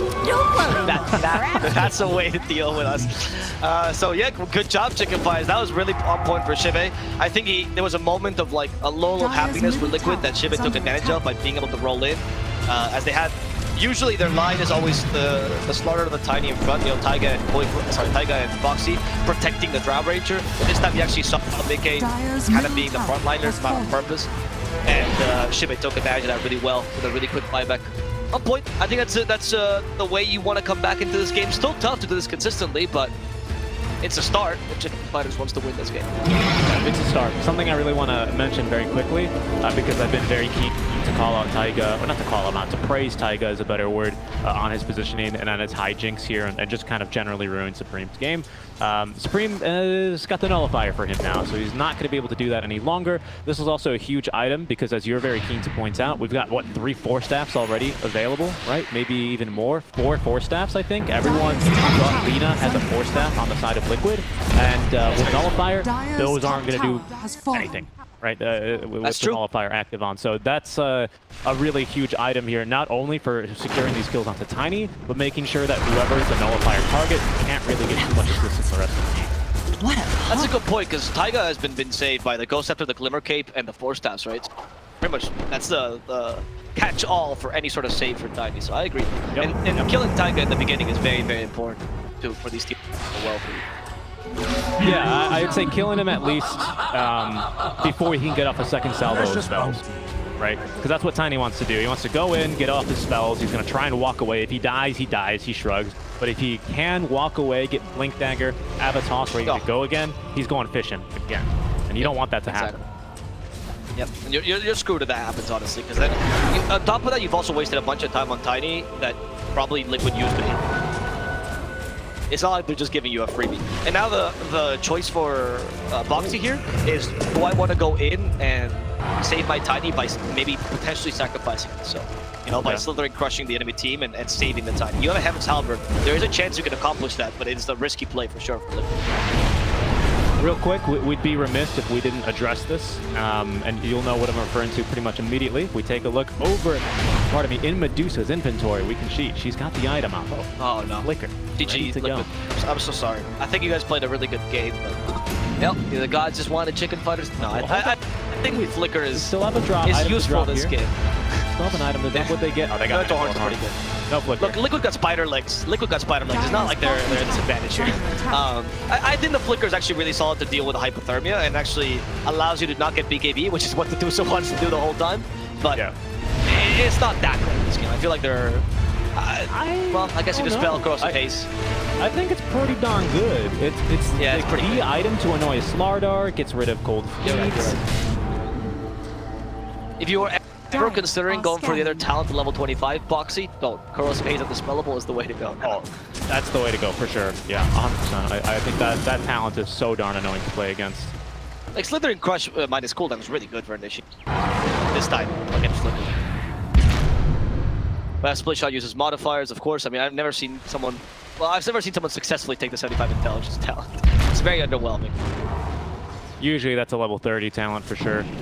My goodness, miCKe is hitting like a Big Mac truck here, isn't he? 332 base damage, of course, plus the 104. 50 base armor. Whew, so many stats. That is a huge amount of armor, actually. And Dusa is not good at dealing with these guns, right? Dusa is great at dealing spread damage, but when this is a single target, you struggle sometimes. Yeah, I'm wondering even like with this Daedalus, with the Meld Strike and a Deso on top, that's a lot of minus armor, but with what did I say, 50, 40? Yeah, 50 base 50, armor. 50. Like you need to really get armor, what is it, like the closer it gets to 0, the more damage it does, but like from 0 to 20, you're still pretty darn good to go, so I don't know if that's going to be too much. This Peksu, he's actually going to be found out, and the Roshan is just immediately murdered. miCKe is going to be the one to pick up the ages for qojqva, turned to stone here by Charlie, who pops his BKB, wants this kill into qojqva. In fact, Charlie flickering forward gets the max distance. He's going to be able to pick off the AA. Down goes the Lina now, and back behind the roof, but Xibbe is having a fun time rolling around. miCKe not having such a fun time, especially at Supream right on top of him. Disarmed momentarily here by Boxi. Allows miCKe to get up a little bit more damage, but without marksmanship, perhaps he's not doing all that much. Supream now has to be keeping himself away. A good lucky shot out from the Pangolier means that there's not a bash here coming for Supream, but the buyback out from qojqva. The LSA is going to find him stunned up in place and killed off will be Supream. Era is going to be next to go. He did get the buyback out from that and the Aegis out from under miCKe. Both heroes on Chicken Fighters have buyback, and I suspect Liquid are going to look to force that now. Just because the position Chicken Fighters is in, I'd argue that's kind of a small win for them, right? Because taking the Aegis is very important here, and you did force that buyback. qojqva is a killable target, so I'm assuming that's what you're going to go for first in the fight now. I mean, you can't really ignore miCKe, but if ideally Nyx can just hold on and just like grab onto miCKe's leg and stop that marksmanship, and then afterwards you hopefully try to kill Alina with that. Oh look, he's doing it, he's impaled her. Oh, Taiga on the Nyx, wants to kill him. He has 4 step, but Taiga is actually too far away, they didn't use the nullifier, they don't have the TA here. Yeah, so the 4 staff is gonna save his life there. Taiga felt so free for a second. What was the third item? It was must have been an Ag Shard, right? Because I don't see anyone with a refresher. No, it was an Ag synth, sorry. Blessing, whatever. Aegis went to Drow, it was taken. She's now holding on to the cheese. Don't see anyone with Ags. I don't know if someone just ate the refresher immediately in the fight. Didn't catch it. I thought when I looked at the rush, to be honest, I was looking. Okay. But it could have been the shard and I just didn't. There's no blue shards either. There's no new Ags Blessing. That was third rush for sure. So it was either the refresher shard or the Ags Blessing. I know. One, so maybe it got denied. Who knows? We'll have to check the tape for that one. We'll have to check the tape and get back to you. Apologize for that. I'm sure chat will correct you, so just give it 10 minutes. Yeah, of course, as they always do. I don't. Why do you mention these things? I see everything. There's a Swift Blink coming out for Trap Ranger soon. The MV build, famous. I'm playing a ranged hero, so Blink is my first time. He was the inventor of this on Clinks and Drow, dude. Credit where credit is due. FPS. Alright, look, this is enough time for chat to catch up so they can read it and then find out what happened. There you go. I mean, to not only envies, but your credit for calling this out, and also the RNG of Liquid, when you get spider legs, like, of course you're going to get rid of your boots and go for a Swift Blink. Like, Swift Blink, it's not as busted as it used to be in 7.2.8 or whatever the last patch was, when it was like the item that was like second item on everyone, because he would break the move speed and run around at the speed of light. But it's still pretty darn good, especially when you have spider legs good to go, because we don't really need power treads. The 10 stats, Drow's not going to really be hurting too much for those, because miCKe is now at the very blessed 320 base damage without them. So he's going to be able to just about one-shot the entire game with that amount. Our wonderful production team told us it was Ag's blessing, but I love this phrase. No idea the fate, though. What was the fate that befell of the Ag's blessing? We do not know. They must have denied it. I swear I saw the Ag's blessing as well, and then I'm like, it's not there. So, yeah, okay. Must have hit it. Someone must have hit it. Almost hit it. Who needs Ags? Eggs. I mean, what? We don't have any eggs in this game, right? Just no, a bunch exactly. Of shards. That's why. Yeah. I think Liquid wants to. They have like a little challenge, you know. It's like, guys, if you win without Ags, I'll cook you the best meal. It's we'll all go to the gym together. It's a disarmament treaty, you know. Before they met, they had like a nice little summit where, you know, it was beyond the summit even, where they met. It was the two generals. Salty 3 talks, you know, for our history fans. Yeah.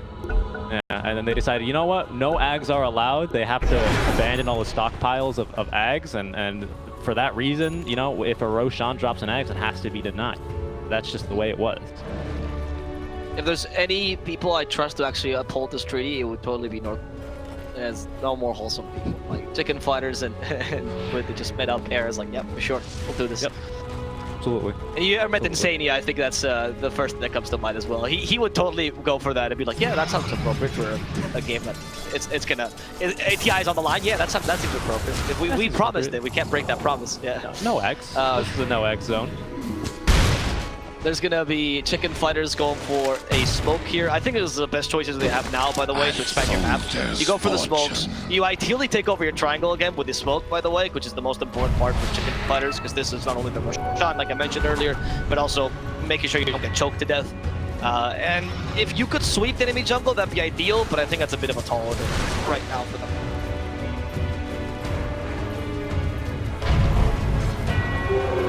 Maybe you wait for this whip like that Supreme. Maybe that's the next item that you really helps you out. I think so. It's tough. I think so. The thing is, you really want buyback though on miCKe right now. The game is very much in a balance. I mean, with TI10, like these are building shredders. Absolutely, like obviously, right? You don't just wait for them to go. I mean, really, any lineup at 50 minutes in to absolutely shred your base if you don't have buyback. So it's out of the question. I know for a lot of people who play Dota, that's like a wild concept, but for miCKe, very well aware of the consequence. That a death without buyback at this stage tail. Yep. I mean, I don't know. I've seen Liquid. Liquid does some crazy things in the late game. It's partially why they're so fun to watch, right? Sometimes they are aware of the consequences, but it's almost like they have a mentality, which I think is appropriate of, we shouldn't care too much about it, because that just stops whatever progression you can have. That's why I think the smoke is appropriate. Like, don't play too defensive. Don't let the Indian team come back. But Chicken Fighter is well positioned here for the smoke. You can guess where they are. Charlie? Charlie? What? That's Blink Charlie? He wants to become a ward there for a second, but he has a flicker. He has a flicker, so it's fine. In fact, Charlie, he's not fine. They toss him back. Taiga, they hit him with a nullifier. They can't force them any further. Taiga might just die to this. And Taiga's dead. And Liquid, why do they need to... Oh, shit. What? What just happened to Xibbe? Oh, no. Xibbe, he's going to be killed between two walls. This can't happen. Xibbe, not like this. Not like this, Xibbe. He's actually going to survive. No, the last hit by Drow. Finished him off. miCKe has to get away. He's been slow by the Scotty. Has the BKB. They hit him with a nullifier. They can't force out to safety. The Morpher gets on top of that. miCKe is going to die. Buying back immediately. qojqva needs to now take over the role of miCKe. Taiga even came back into this fight as well. Want to regain the high ground here. qojqva using that Shiva is trying to slow that era, at least getting a cheeky extra kill on the support, but they need something. Slowed by the traps. He can't get Era. Those traps are too annoying. Era's gonna be able to TP. Boxi, can you guess it? That was huge. That was huge. That's absolutely huge for Chicken Fighters. We did have to expend the buyback there for Xibbe to get back into the game, or to kind of still make the fight. But miCKe buying back is absolutely huge because Roshan's not going to be up for at least 2 minutes, maybe an additional 5. We still have buyback on Dusa and TA. So right now, Liquid, they just have to stick together and hold each other's hands as they move around the map. Because if miCKe dies, the game is over in these next minutes.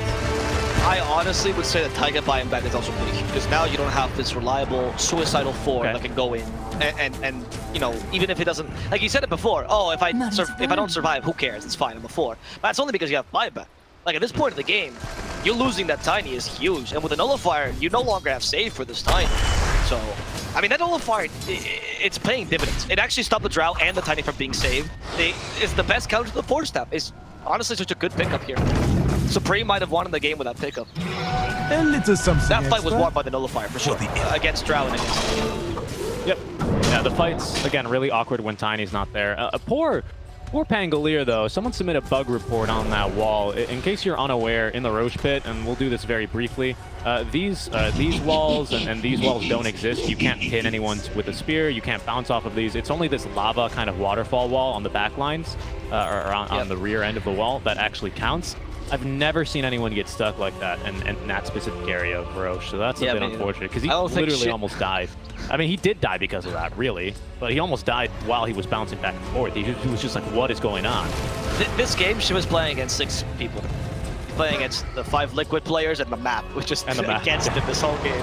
It's so difficult for the poor guy. And as Pengo, I think you're the best bug reporter, because you are the one who's going to find all these terrain bugs every single game. And Xibbe, I mean, it ended up being a really good bait for them, though, so kudos to that. Maybe Roshan wanted to bait Xibbe. This map is the evil cousin of Dora the Explorer's map. It's not really too nice. It's true. It's alive, and it hates pangolins. Yeah. What do you mean in danger of extinction? No, I'm gonna make you extinct. Up here, good vision on Charlie, of course, but he's being escorted by the rest of the Chicken Fighters. We're missing the Nyx assassin. They're gonna scout him now, but we need to jump a true sight on over to really see where he's at. There's Boxi gonna make the jump on over. Charlie, though, so flank on in. He's gonna look for qojqva. Not wanting to up the BKB yet. He's gonna have just die, actually. The roll up right on top. That's a dieback combo. Supreme still has BKB ready to go. They're gonna try and kill Taiga before he gets TP away, but the map stops Xibbe from doing so. Boxi now pops his BKB, still being slow to a crawl, and they might even have the damage through the BKB TP. No, he's gonna be able to live. And pardon me, that was not a dieback on the Lina. She now has the buyback ready. But it was a very stressful period, especially because Avo, it's a fast road. She's back in 20. I'm sorry, I can't take Xibbe seriously this poor game. He's bonking everywhere. The poor guy is not, like, he's not even making mistakes. It's just he's fighting all the corners ever in this map. He's found out this map is truly square.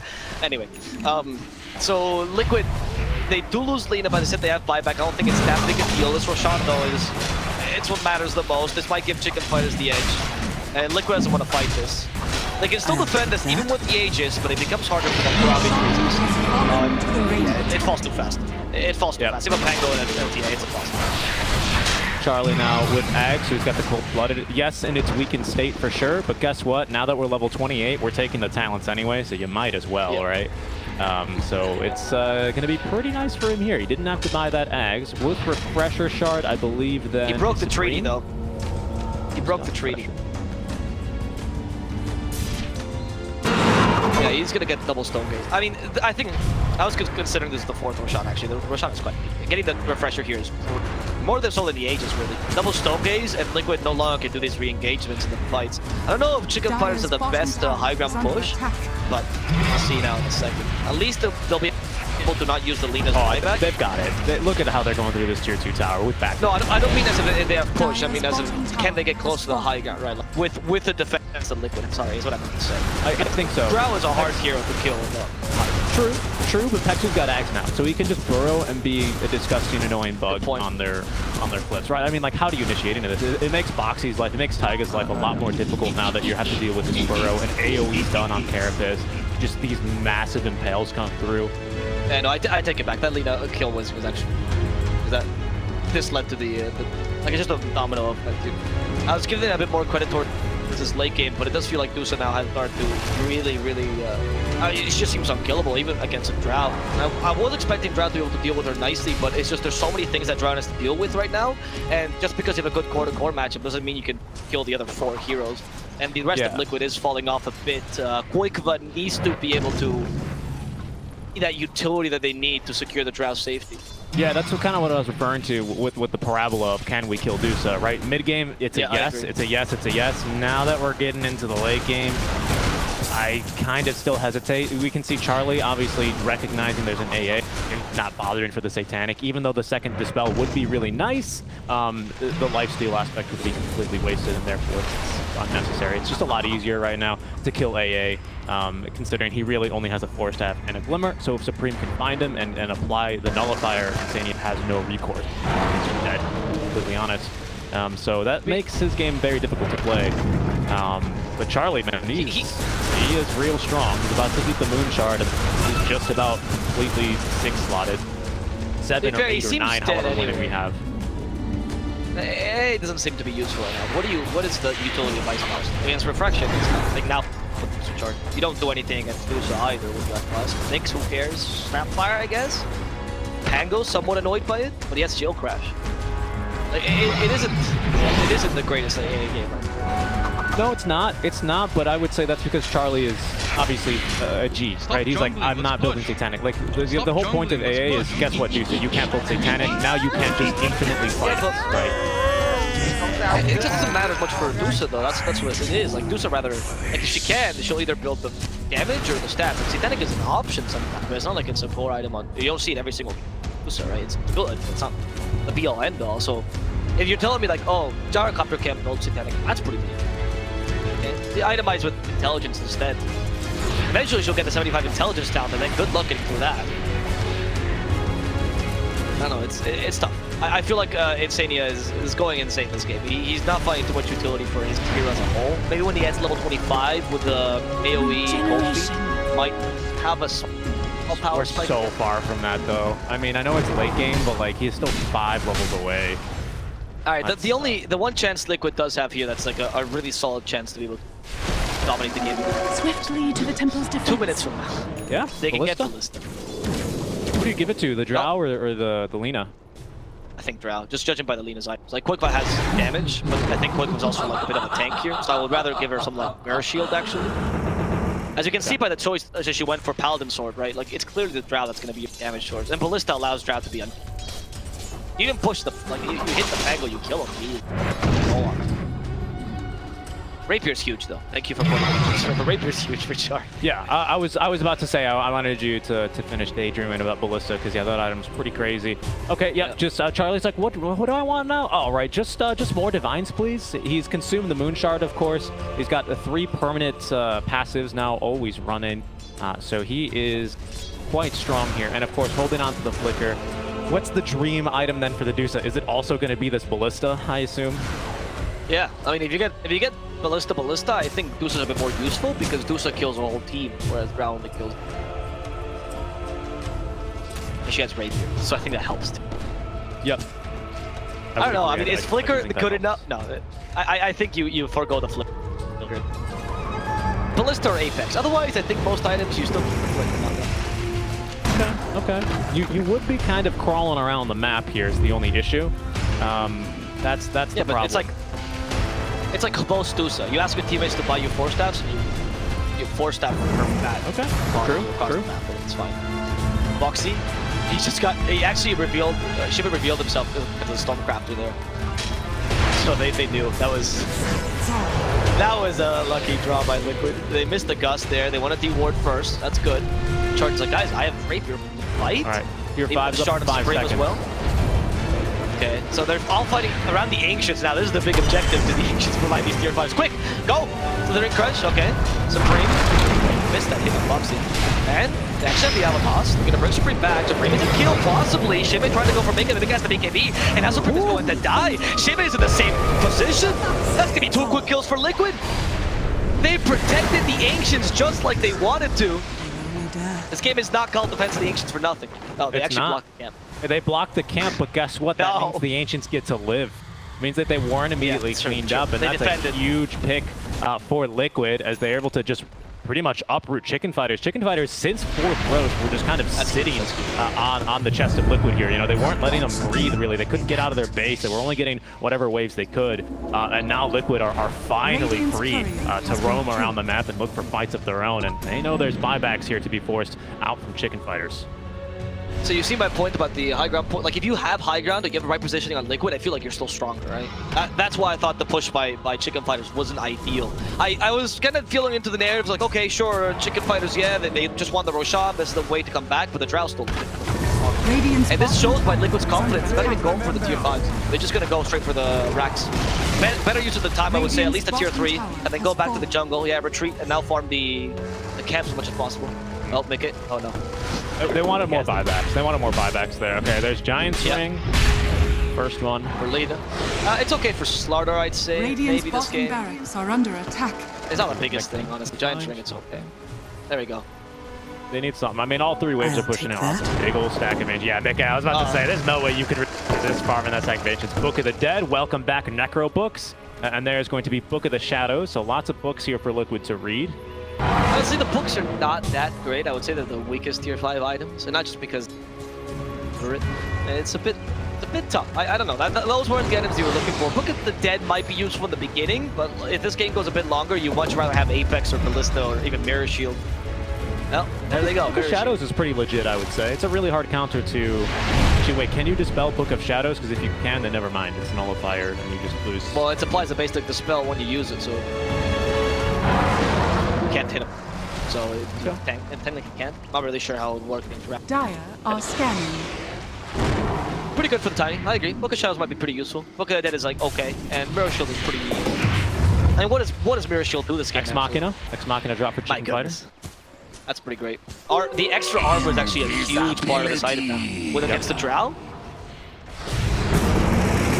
Nix would steal the Philosopher's Stone. Oh, Taiga has a Book of Shadows this time. Nullify. And he's not gonna get to use anything.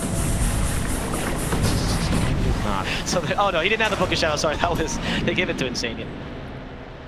All right, so the pick off there onto the Tiny, but Chicken Fighters gonna have to go back and defend against the super creeps pushing in through the top lane. I don't even remember when we took those creeps. That was like half an hour ago already, it feels like. Divine Rapier number 2 being keyed up by Supream. Going for Arlena now, pretty heavy into damage now with Satanic. Oh, she found a Mirror Shield here for the Lena. That's pretty clutch. Kind of exactly what you were looking for here on Arlena. Seer Stone then drops for the Chicken Fighters. Bad item here, I'd say, for the Nyx Assassin if he ever wants to get rid of this Philosopher's Stone. Stop jumping. You Level get rid of it in the 30 middle of the fight, right? For full efficiency. Oh my goodness. Another Flicker, try. then Ballista. I mean, Oh, she got Ballista, did she? Oh yeah, they got. Oh man. I guess this is like payment for what happened to Xibbe earlier, and the map's like giving back, you know? What the map gives, the map. for Pango. Oh my goodness. Oh my goodness. Oh wow. Yeah, these look like better items, honestly. Yeah. Yeah, so what about Alrighty, the books being kind of good, blah blah blah, and then you get the Ballista and the Meteor, or the Fallen Sky. They got 2 books. That means they've got 2020 now, you know, it's not bad. They got a couple, it increases their DPS. No, I mean, yeah, I'd much rather have a Fallen Sky than 2 of the books, to be honest. Like, if you could trade them in, that'd be nice. Maybe there's gonna be some, recycling or recrafting system, who knows. Either way, it's time for Roche to get recycled again. Roche on number 5. That'd be good, actually. I like that idea. Next patch, Dota goes green, and you can recycle it. They even have Seer Stone, which is actually really good. Seer Stone active. It's basically Iron Scan, if you're unaware of what it is. Yep, and also the cast range shift is new. So yeah, here it's Stonegate. Probably Yeah, they just secure Roche. Yep, they take everything. Supream even gets an axe, which is pretty solid actually for a TA. And you can go around the whole map. I mean, to be fair, there was this one game in the major where Liquid was playing against Na'Vi, and I'll never forget this. And they won in a big part because they got Morphling Apex on that game, right? They did well, and they held out well, but that was a big reason why they managed to come back into this game. So it might just be the Liquid, like they were, the map was saving this for Liquid, and this is the game where they don't get the lucky neutrals, and it's gonna be Chicken Fighters received instead. I still think it's difficult for Chicken Fighters, but with double Rapiers, it's definitely possible. It's possible. Okay, so this is just the backup Rapier for Dusa. It's going to sit on the Courier. This Courier now with plus 350 damage. Don't worry about it. But he just needs all of these items. I think at this stage, it's not more Rapiers. It's not more wins. For him, it's going to be all about still having items to be able to move around in these fights. But we're getting here. We're getting pretty towards the end game of Dota 2, and for now, we're at this kind of awkward impasse where Chicken Fighters, they don't really want to push up towards high ground, and Liquid, while this Aegis is up, they don't want to go looking for fights. People were asking to nerf Arc Warden because, oh, he makes games too long.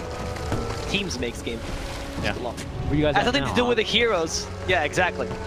All long games, even the ones that Arc Warden have something in common. They have 10 players, right? That's what making games long. It has nothing to do with the heroes you're picking. It's really just the players. And here we got to the point where I think it's absurd, and I want to point this out, that Dusa is still holding on to Spider Leg despite them having Tier 4. Like, come on. If there's ever a sign you needed that there's an item that might be a bit too strong in the Tier 3. Oh no! She wishes he wasn't! The Spider Legs didn't do anything to save her there. They even took her Rapier!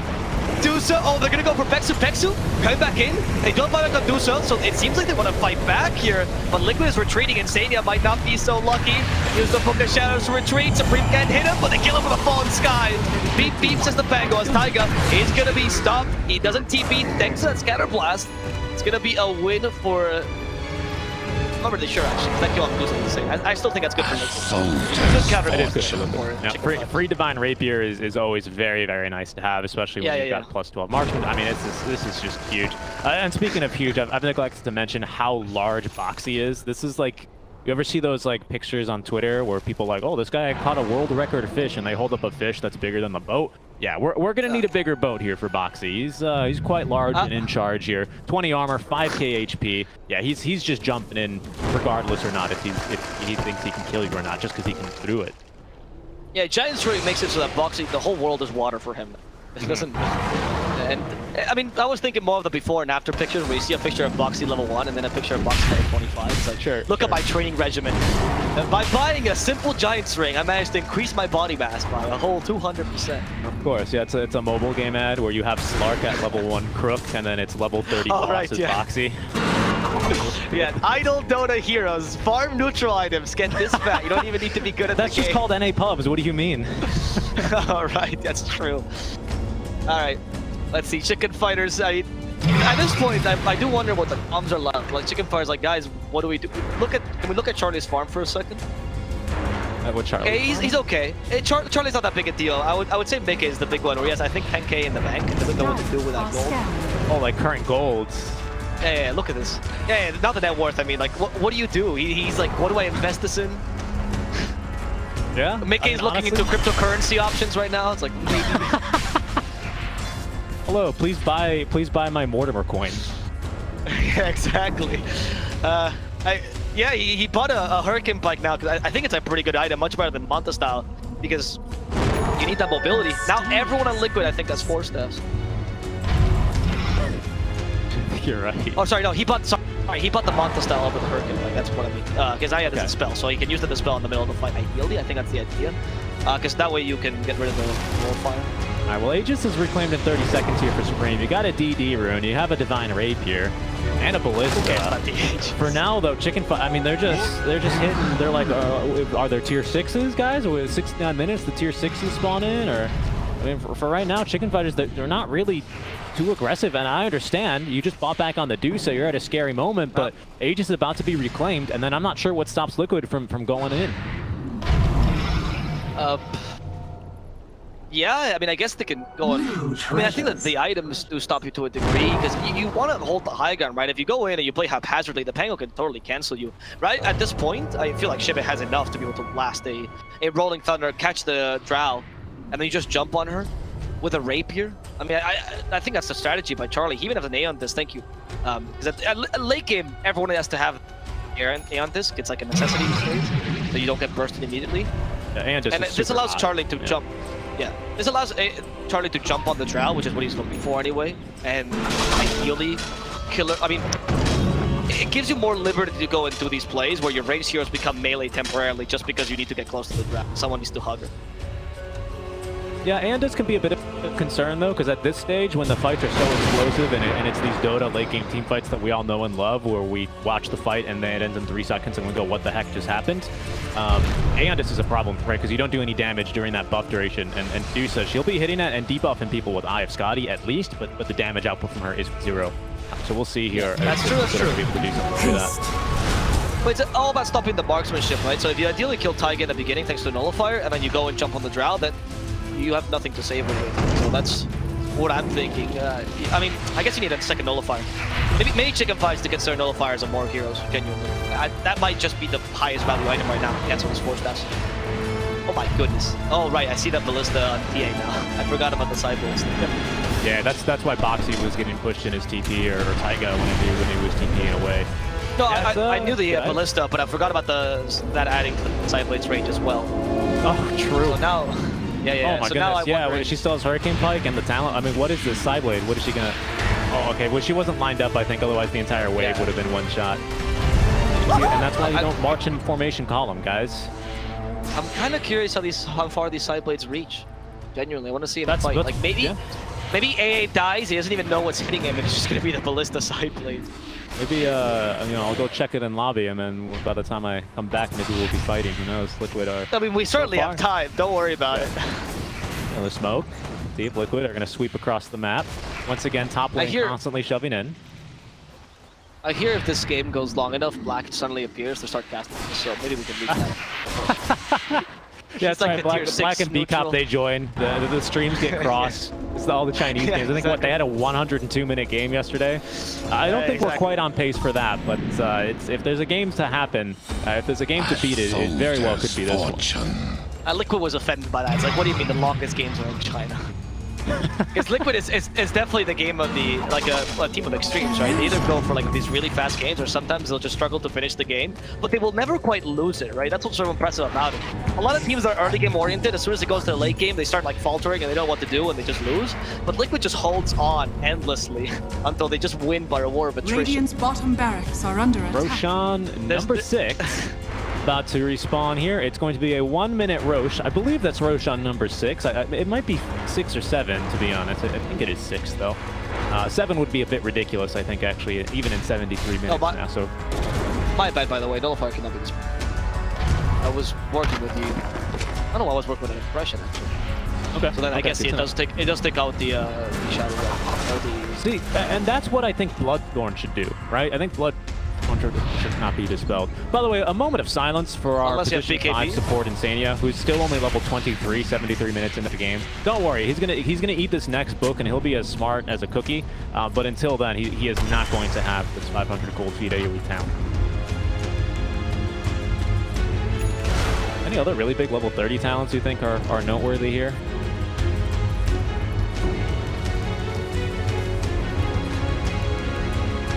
Anything, I guess a starter, some more with the axes become. Can't think of anything else. Maybe Xibbe, actually. Xibbe might be a point where he actually just rotates into becoming a true carry, right? You can do that. That's an idea. Okay, I like the sound of that. Hero now he's got these kisses, so he's really. It's like when you go over to your grandma's house, you know. That's what this is like if fighting against this. All right, the slow is the dispellable. Oh, yeah, the slow is, dispel but not the mini slows, but not the actual dispel. Okay, that's where the confused. Radiant's bottom barracks are under attack. Okay, Roshan is up. Out of the pit. Roshan clocking in at 14,510 HP. He's punching for close to 500 base damage with 50 base armor. How long will it take these heroes to kill him? Probably like 3 seconds. Yeah, genuinely.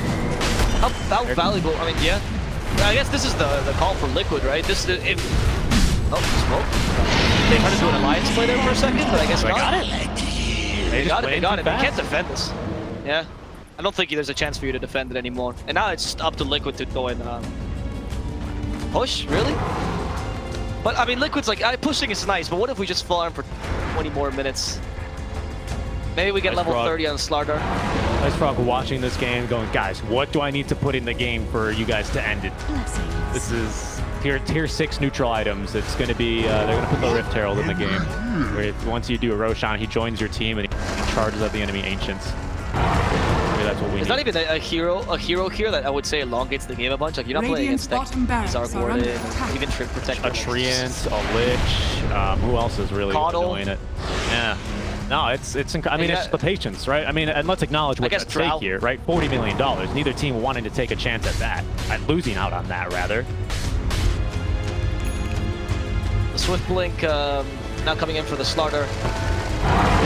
He is really becoming the carry. The more attack speed you give him, eventually. He might be able to permabash someone here, especially after the Swift Blink active. Like, he might just be able to 100 to 0. I don't know about the Dusa, but someone else. Yeah. Look at all these luxury items. Like, this game's great, man. It's like playing in demo mode. I got an Octarine core, a BKB. It's gonna go iNSaNiA next. Look at this dude. iNSaNiA is actually gonna reach his level 25. I never look. He's gonna get it. He's gonna find a second bout of utility with that AoE cold feet. It's pretty big. It's honestly pretty big. Like this makes him so much more annoying in the fights. I think for now, chicken fighters have been kind of able to ignore the AA. Like, but now it's like, dude, all these cold feet AoE procs are going to be super annoying. It's going to be great at getting through refraction procs. You know, Dusa, a hero that normally likes to stand still in fights. That's why you draft her usually into Enigmas. You draft her into Faceless Voids because you're like, I don't care, I'll stand still and just kill you after. And that's something that AA is going to be very strong against. I'm wondering, does Dusa have a... Sorry. Oh, okay. She does have a 7-second. Actually pretty decent. 7 seconds though. Last time Liquid went up to the high ground was about 35 minutes ago. Boxi just going to sneak on up. Doesn't take the stairs. Supream, okay, going to try and punish him. Actually gets a bash here off of the Melt Strike. But now Supream could be in some trouble. My goodness, getting perfection. But Charlie falls on Xibbe back on down to the low ground. They make it to stone. Peksu is going to try and pump in some damage here along with the Dusa as the kisses begin raining down. Taiga unable to get up to the high ground, and Supream will be able to finish him off. They also managed to catch qojqva there. I think now it's going to be 2 more weeks until Liquid go back to its high ground. So they just saw their own shadow as down goes iNSaNiA. Alright, that was... I'd say the Rapier is pretty major, but I feel like you can just buy another one, right? It doesn't seem that big a deal at this point, losing the Rapier. I know that has double... Maybe you just fill your whole... Is there a point to just leave Hurricane Pike out, that you just go Swift Blink, BKB, Nullify Rapier, and then that's how you win the game? You fill your whole inventory with Rapiers? How many do we have right now on the fields? 2 on Supream, 1 on the Dusa, 2 on Supreme, 1 on Dusa, 1 on Drow. By the way, real quick, just shout-outs to Pop-Tart observing, I believe later on today, he tweeted at me saying that Dusa indeed, remember about an hour ago when someone denied the Ag's Blessing? Yeah, that was Charlie. He denied it before leaving the Roshan. Thank you to Pop-Tart. Cool.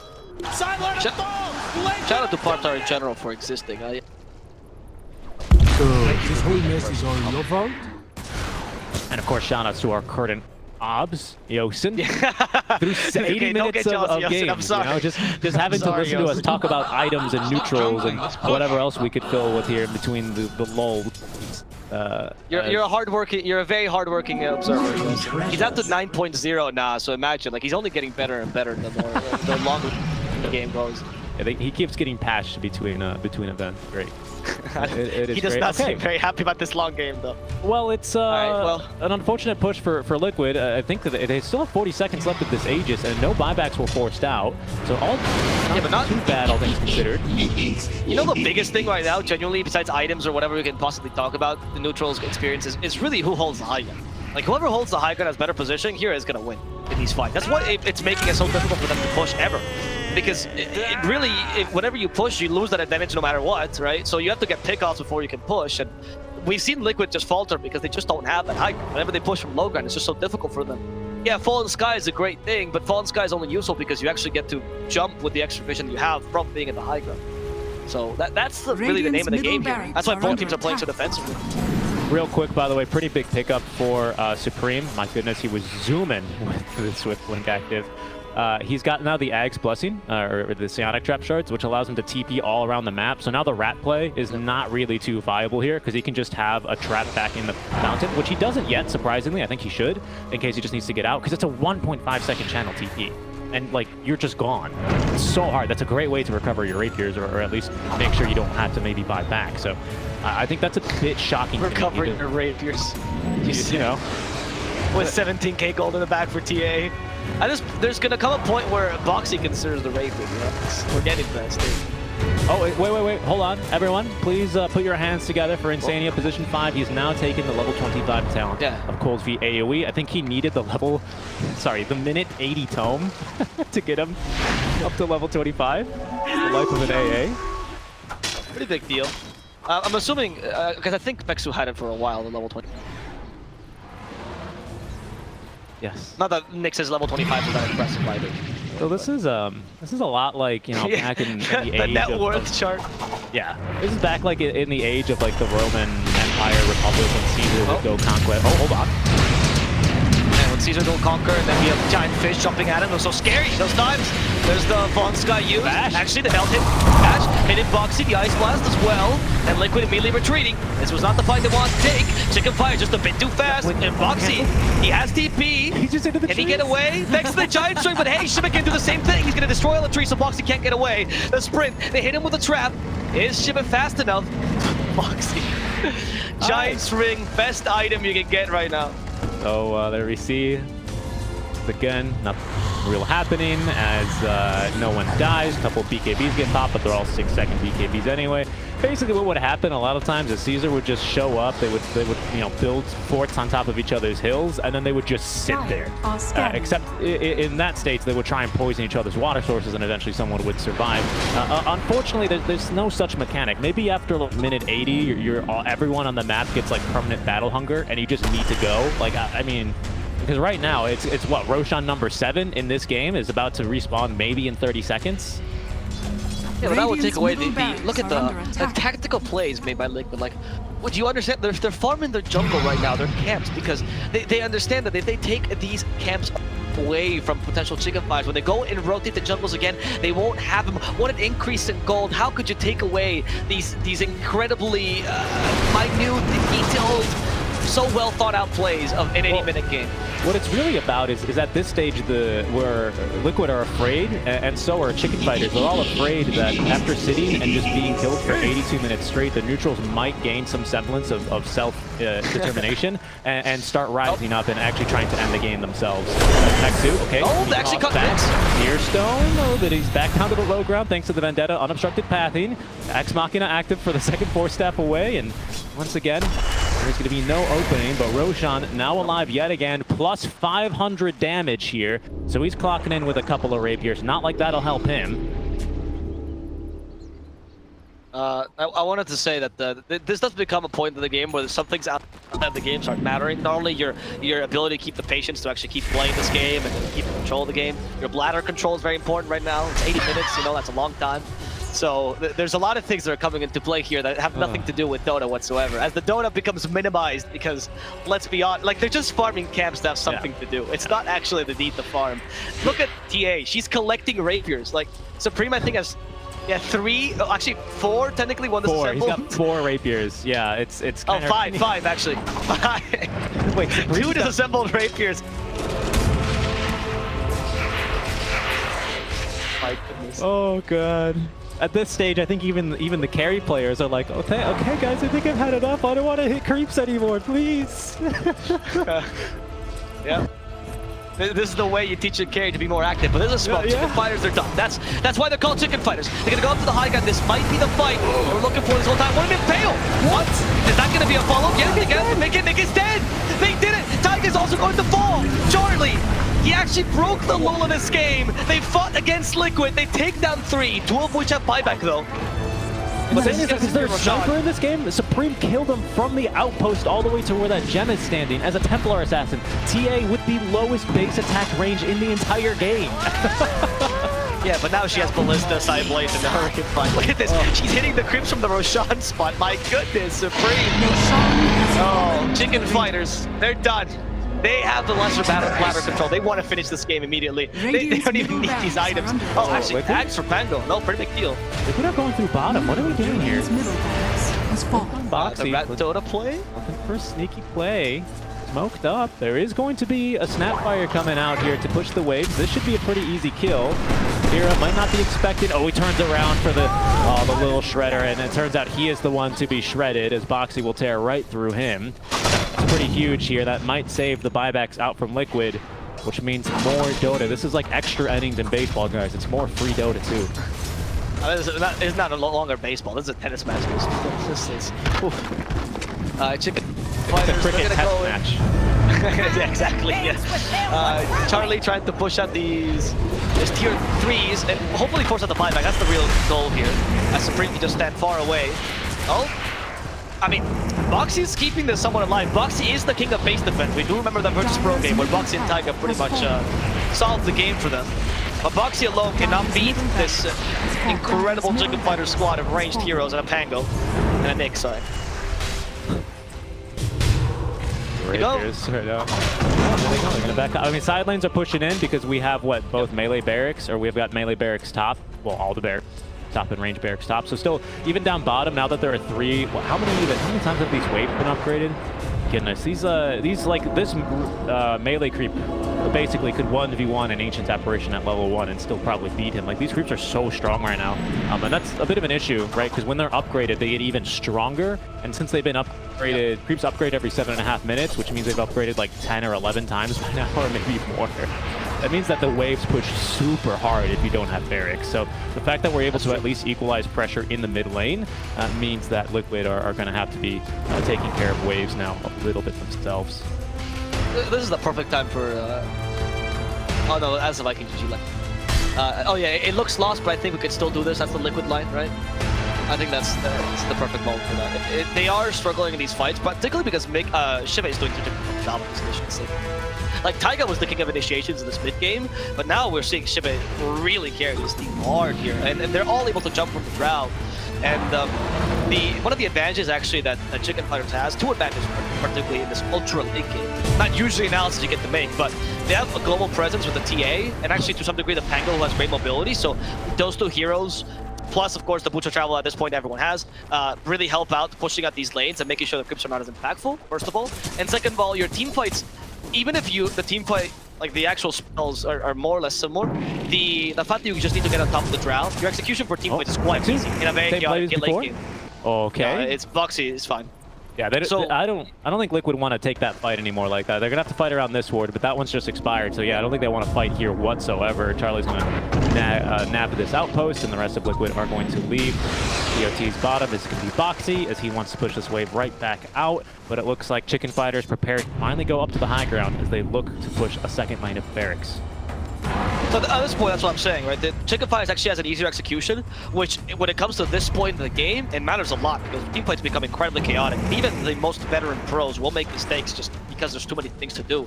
And that's why I have to get on top of the drow, that single target mindset, becomes a huge advantage for you. Whereas in the mid game, pro teams usually can make up for that. This is harder. Liquid has to do a lot more in these team fights to be able to, like, it's not just I protect Drow. There's much more to it, especially with nullifiers not allowing you to do that.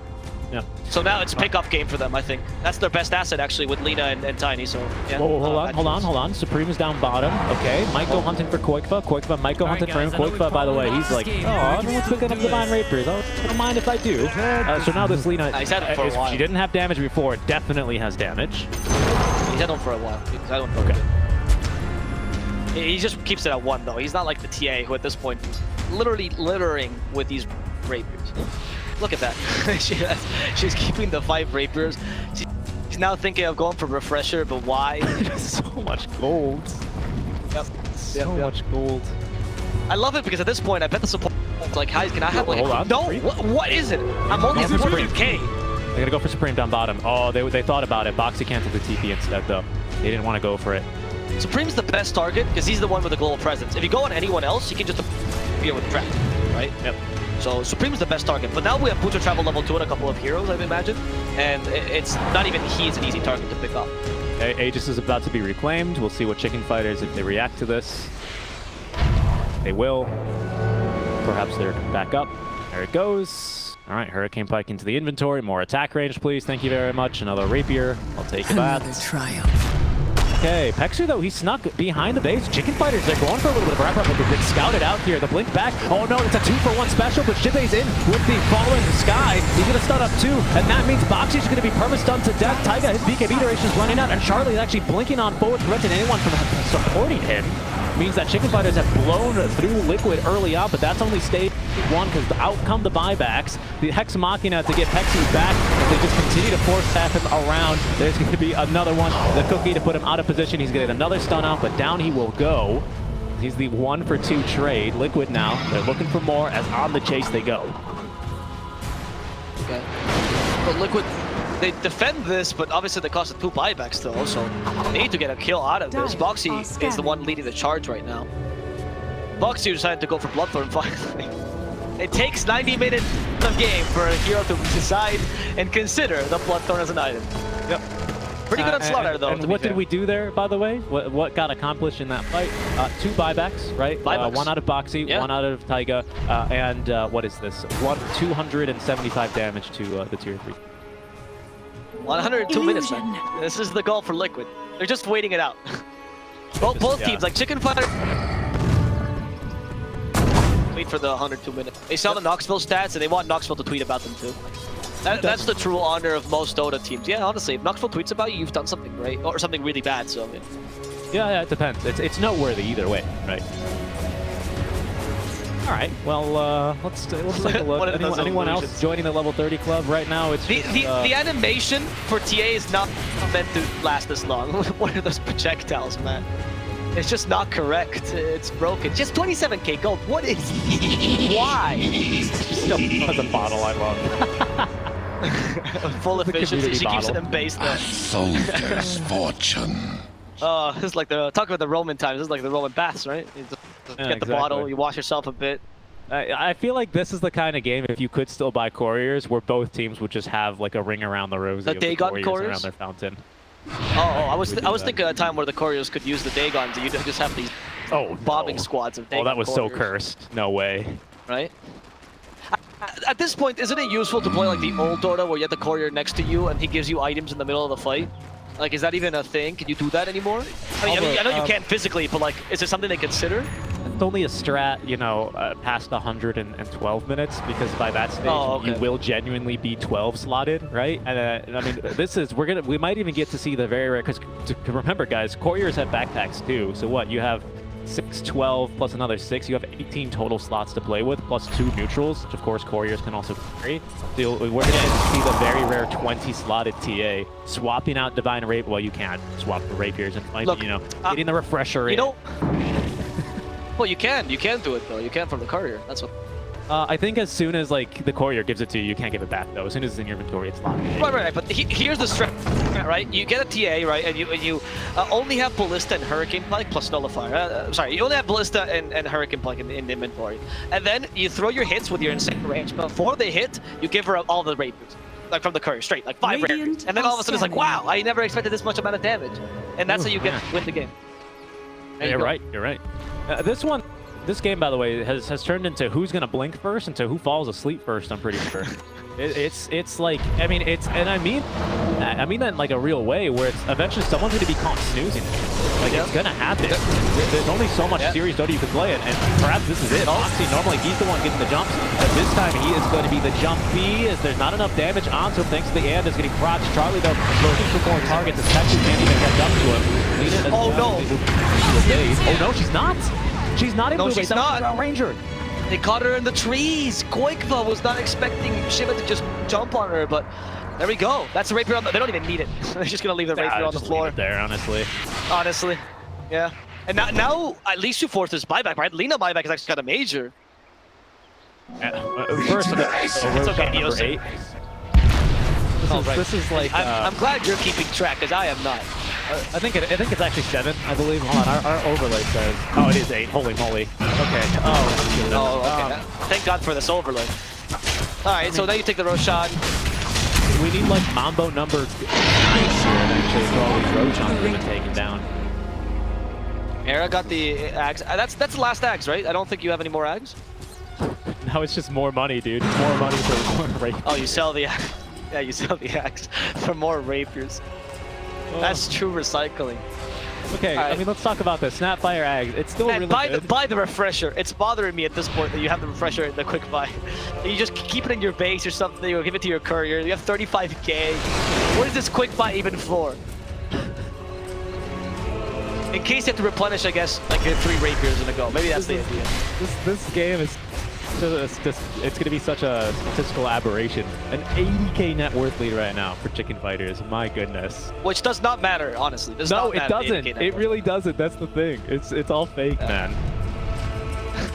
I love currency's fake. It's all pieces of paper. In this case, it's all yellow coins, I guess. Not even I've never actually considered this would make for a good raunchy piece, wouldn't it? Where, you know, it's the shopkeeper 30 minutes in, where you start off and you don't even have money for a TP scroll, right? And then 95 minutes later, you just buy 6 Divine Rapiers at once. Yeah, everyone's Pulse World 1, they're just carts of money just going to the shopkeeper. And even then, I mean, they don't get heavier. Only Starter got heavier this game, which is good. He's the only one that can physically keep the gold inside him. Anyone else, I don't understand. He was somehow tankier 30 minutes ago. He's lost 300 HP. Not that big of a deal, of course, but like... Changing his items. Changing his items. Oh, okay, the sky. That's very big for miCKe. They use the Stone Grade as well. The Mortimer's gets raining down. Some hit. miCKe actually has to force himself to safety. Uses the BKB as well to save himself from being nullified, but he's been turned to stone. miCKe, you need to run away. He's not dealing any more damage. They actually even have an Abyssal Blade on the Pango just to stop him. miCKe trying to go back to base to hit the Ice Blast just to retreat. And it does seem like Chicken Fighters will not get what they're looking for. In fact, they might even lose Supream here to the Lina. He does die. They have the Light Strike Array, but Supream should be able to get away here. There we go, the blink immediately. Rolling Thunder yet again from Xibbe. Another round of Mortimer's Kisses, and this time Taiga's the objective. Taiga is still alive. Taiga's gonna live. In fact, the counter initiation from miCKe, he's dealing too much damage. He's bursting Charlie down. They're taking down Supream as well. There's so many rapiers on the floor. Pick him up, divide him among yourselves. The spoils of war. Liquid actually take a fight. And as I said, Richie, the only thing that matters is the high ground. They're gonna get Era. This is not your chance. This is his 4th TI qualifier. It's not gonna matter. Era, goodbye. Liquid. Liquid's doing it? I think the high ground's doing it. Liquid are doing it. It's the map. The map is the biggest problem. And even though they have Sears, what an initiation. Okay, all 5 buybacks. Chicken Fighters, they're going for it now. I mean, why not? They've got, of course, backup rapiers for days. Everyone's good to go yet again. But what a great play. I just want to highlight the great usage there of the Terran scan. Because they went on in, and then Xibbe was in immediately with Fallen Sky, controlling the Drow Ranger, unfortunately just off the mark. Surprised we didn't use the Wind Waker there just to make sure they could perma-stun him, because we were able to pop the BKB. Great play from Charlie. I was wondering why he was holding on to Refresher Shard, because he double Stone Gazes in that fight, and that really screwed with Liquid. But someone called it out, and you can tell, because they immediately backed up even further, and Chicken Fighters just didn't have the catch they needed. I think it was the moment that miCKe like sort of turned to stone and realized, oh, she's still screaming. You know, that was the moment where it seemed like Liquid decided to retreat and re-engage in the fight. And in this whole game, honestly, it's been Liquid's re-engagements have been saving them. And that was actually a 70k net worth. Oh my goodness. That was a 70k that might be one of the best swing. Yeah. Okay. Be careful. Oh my god. I'm waiting for the base. Knoxville tweet here. You have Rapier on Taiga at this point. They have no more slots. They gave the Rapier to a support. This is your chance to shine, Taiga. He actually hits the buildings for a lot, to be honest. Give him an axe, dude. Oh, that's a good point, actually. He's still so slow. Yeah, give him axe. Give him axe. That's the name of the game. Who cares about buyback? No, buyback is much more important. Buyback is, yeah, at this stage, yeah. You need the buyback. And speaking of buybacks, of course, literally everyone from Chicken Fighters buying back there preemptively, I guess. But everyone with Liquid still having buyback. Chicken Fighters, despite having just about everything that Roche could drop and more, unable to really get even a single kill there, which means that Liquid are in a position here if they want to really go high ground and have 2 lives each. By this stage, even Ancient Apparition has the BOTs, so it's definitely doable for them. But what I like about Chicken Fighters is right now they're not deciding to go and stay in the base and oh, we're just gonna wait for them to go and fight us so they can get Liquid the tempo in the game. They want to recover it, and the way they recover it is by going outside. However, if Taiga surprises you, they might still be able to turn us around. They're going for the mix first. Charlie is keeping miCKe at bay. miCKe is riding to the high ground yet again. There's 2 wave traps along the way, but miCKe is getting him safe. But miCKe, he can't get away. They're too stuck to him. They're holding onto his legs, and miCKe is going to die. Buyback immediately though. qojqva is now the second miCKe. qojqva's been turned to stone, and qojqva's gonna shatter immediately. Taiga, not even a chance for him.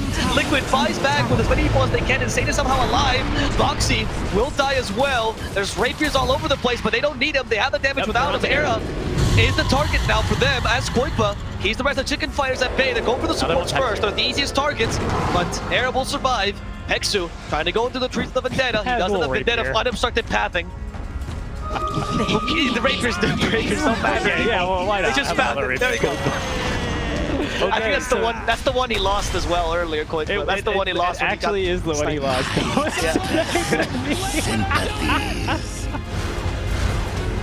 Oh my lord, this game. Peksu. 4 buybacks up from Liquid. qojqva bought a second Rapier. Dude, qojqva actually almost killed Dusa there. It looked like Dusa didn't have mana shield on, but qojqva was just critting like crazy, just had so much damage. Luckily, he was turned to stone, and this time, I mean, God Gamer Pangolier over here, Xibbe was right on top of it. Didn't screw up the control this time whatsoever. Perfect counter initiation from the Pangolier. And even though Taiga lives, or Boxi lives, I think now is Taiga with the Book of Shadows, he's still turned to stone. He still actually can't get in there. And that means that, you know, without much support, Liquid, they end up just dropping 1 by 1 by 1. And speaking of something that's dropping 1 by 1 by 1, once again, we assume the Roshan positions. Roshan number 9. Another big swing, which really matters. I want to say, by the way, Chicken Fighters, you listen to this cast. If you guys happen to stay together, which I hope you do for the next season, please add "Don't Spank Me" supporter pack. That needs to be a line on the supporter pack here. Rapier for iNSaNiA. There's 2 more Rapiers right next to him. Oh, he's like, oh, guys, don't litter. Oh, okay, he's gotta go double Rapier. My God, the Clipper's not doing him any favors right now. Why not? Actually, at this point, buybacks. Look at this Hurricane bike. Yes, iNSaNiA. He's realized. There we go. 3 Rapiers. iNSaNiA is gonna be the true sniper. Look, they're gone to. Sweden's a very clean city. They don't litter. I think iNSaNiA's doing the right thing here. Absolutely. He's picking up all the trash in the map, and he's gonna clean the trash on the map as well with these Rapiers. I love it. Yesterday during our ITB game, Spider Pigs, I made a Axe. There we go. Yeah, about how, you know, you know what? Go for X. Go for X.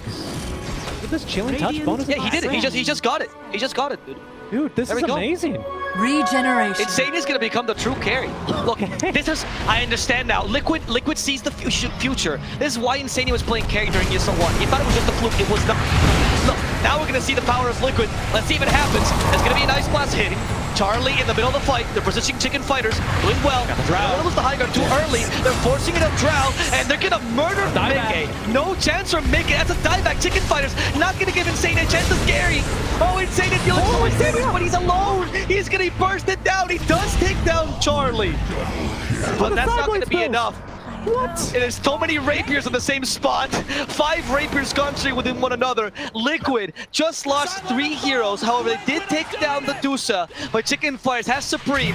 It's the 5 the mid laners with iNSaNiA. You're helping out. There's 2 Rapiers on the Lina. It's still holdable. It's still holdable, though. Unfortunately, okay, Supream, yeah, just blinking away from that. What a counter initiation. Unfortunately, go. He does not have He's got Satanic, though. Now going to start laying in the damage. Good damage, but not enough here onto Xibbe. He gets plenty of assistance. Supream now in a bit of a tough spot here. If he goes down, he does not have buyback. Dropping 2 more. Here goes iNSaNiA with the damage. He's the carry now. It's not CK. It's the Ancient Apparition. That's what they needed. He's going to recover the Rapiers and continue running at him. Era trying to counter initiate. Gets the stun. But qojqva now in trouble as Xibbe is right on top of him, but they don't have the damage. iNSaNiA is actually killing them both. He's got the Cavalier, and he's got Era too. Oh my goodness, iNSaNiA is actually legitimately gonna carry the game. He's doing it. A raffle comes out, and they're gonna finish this. It's iNSaNiaia who wins 8 for them. Liquid win in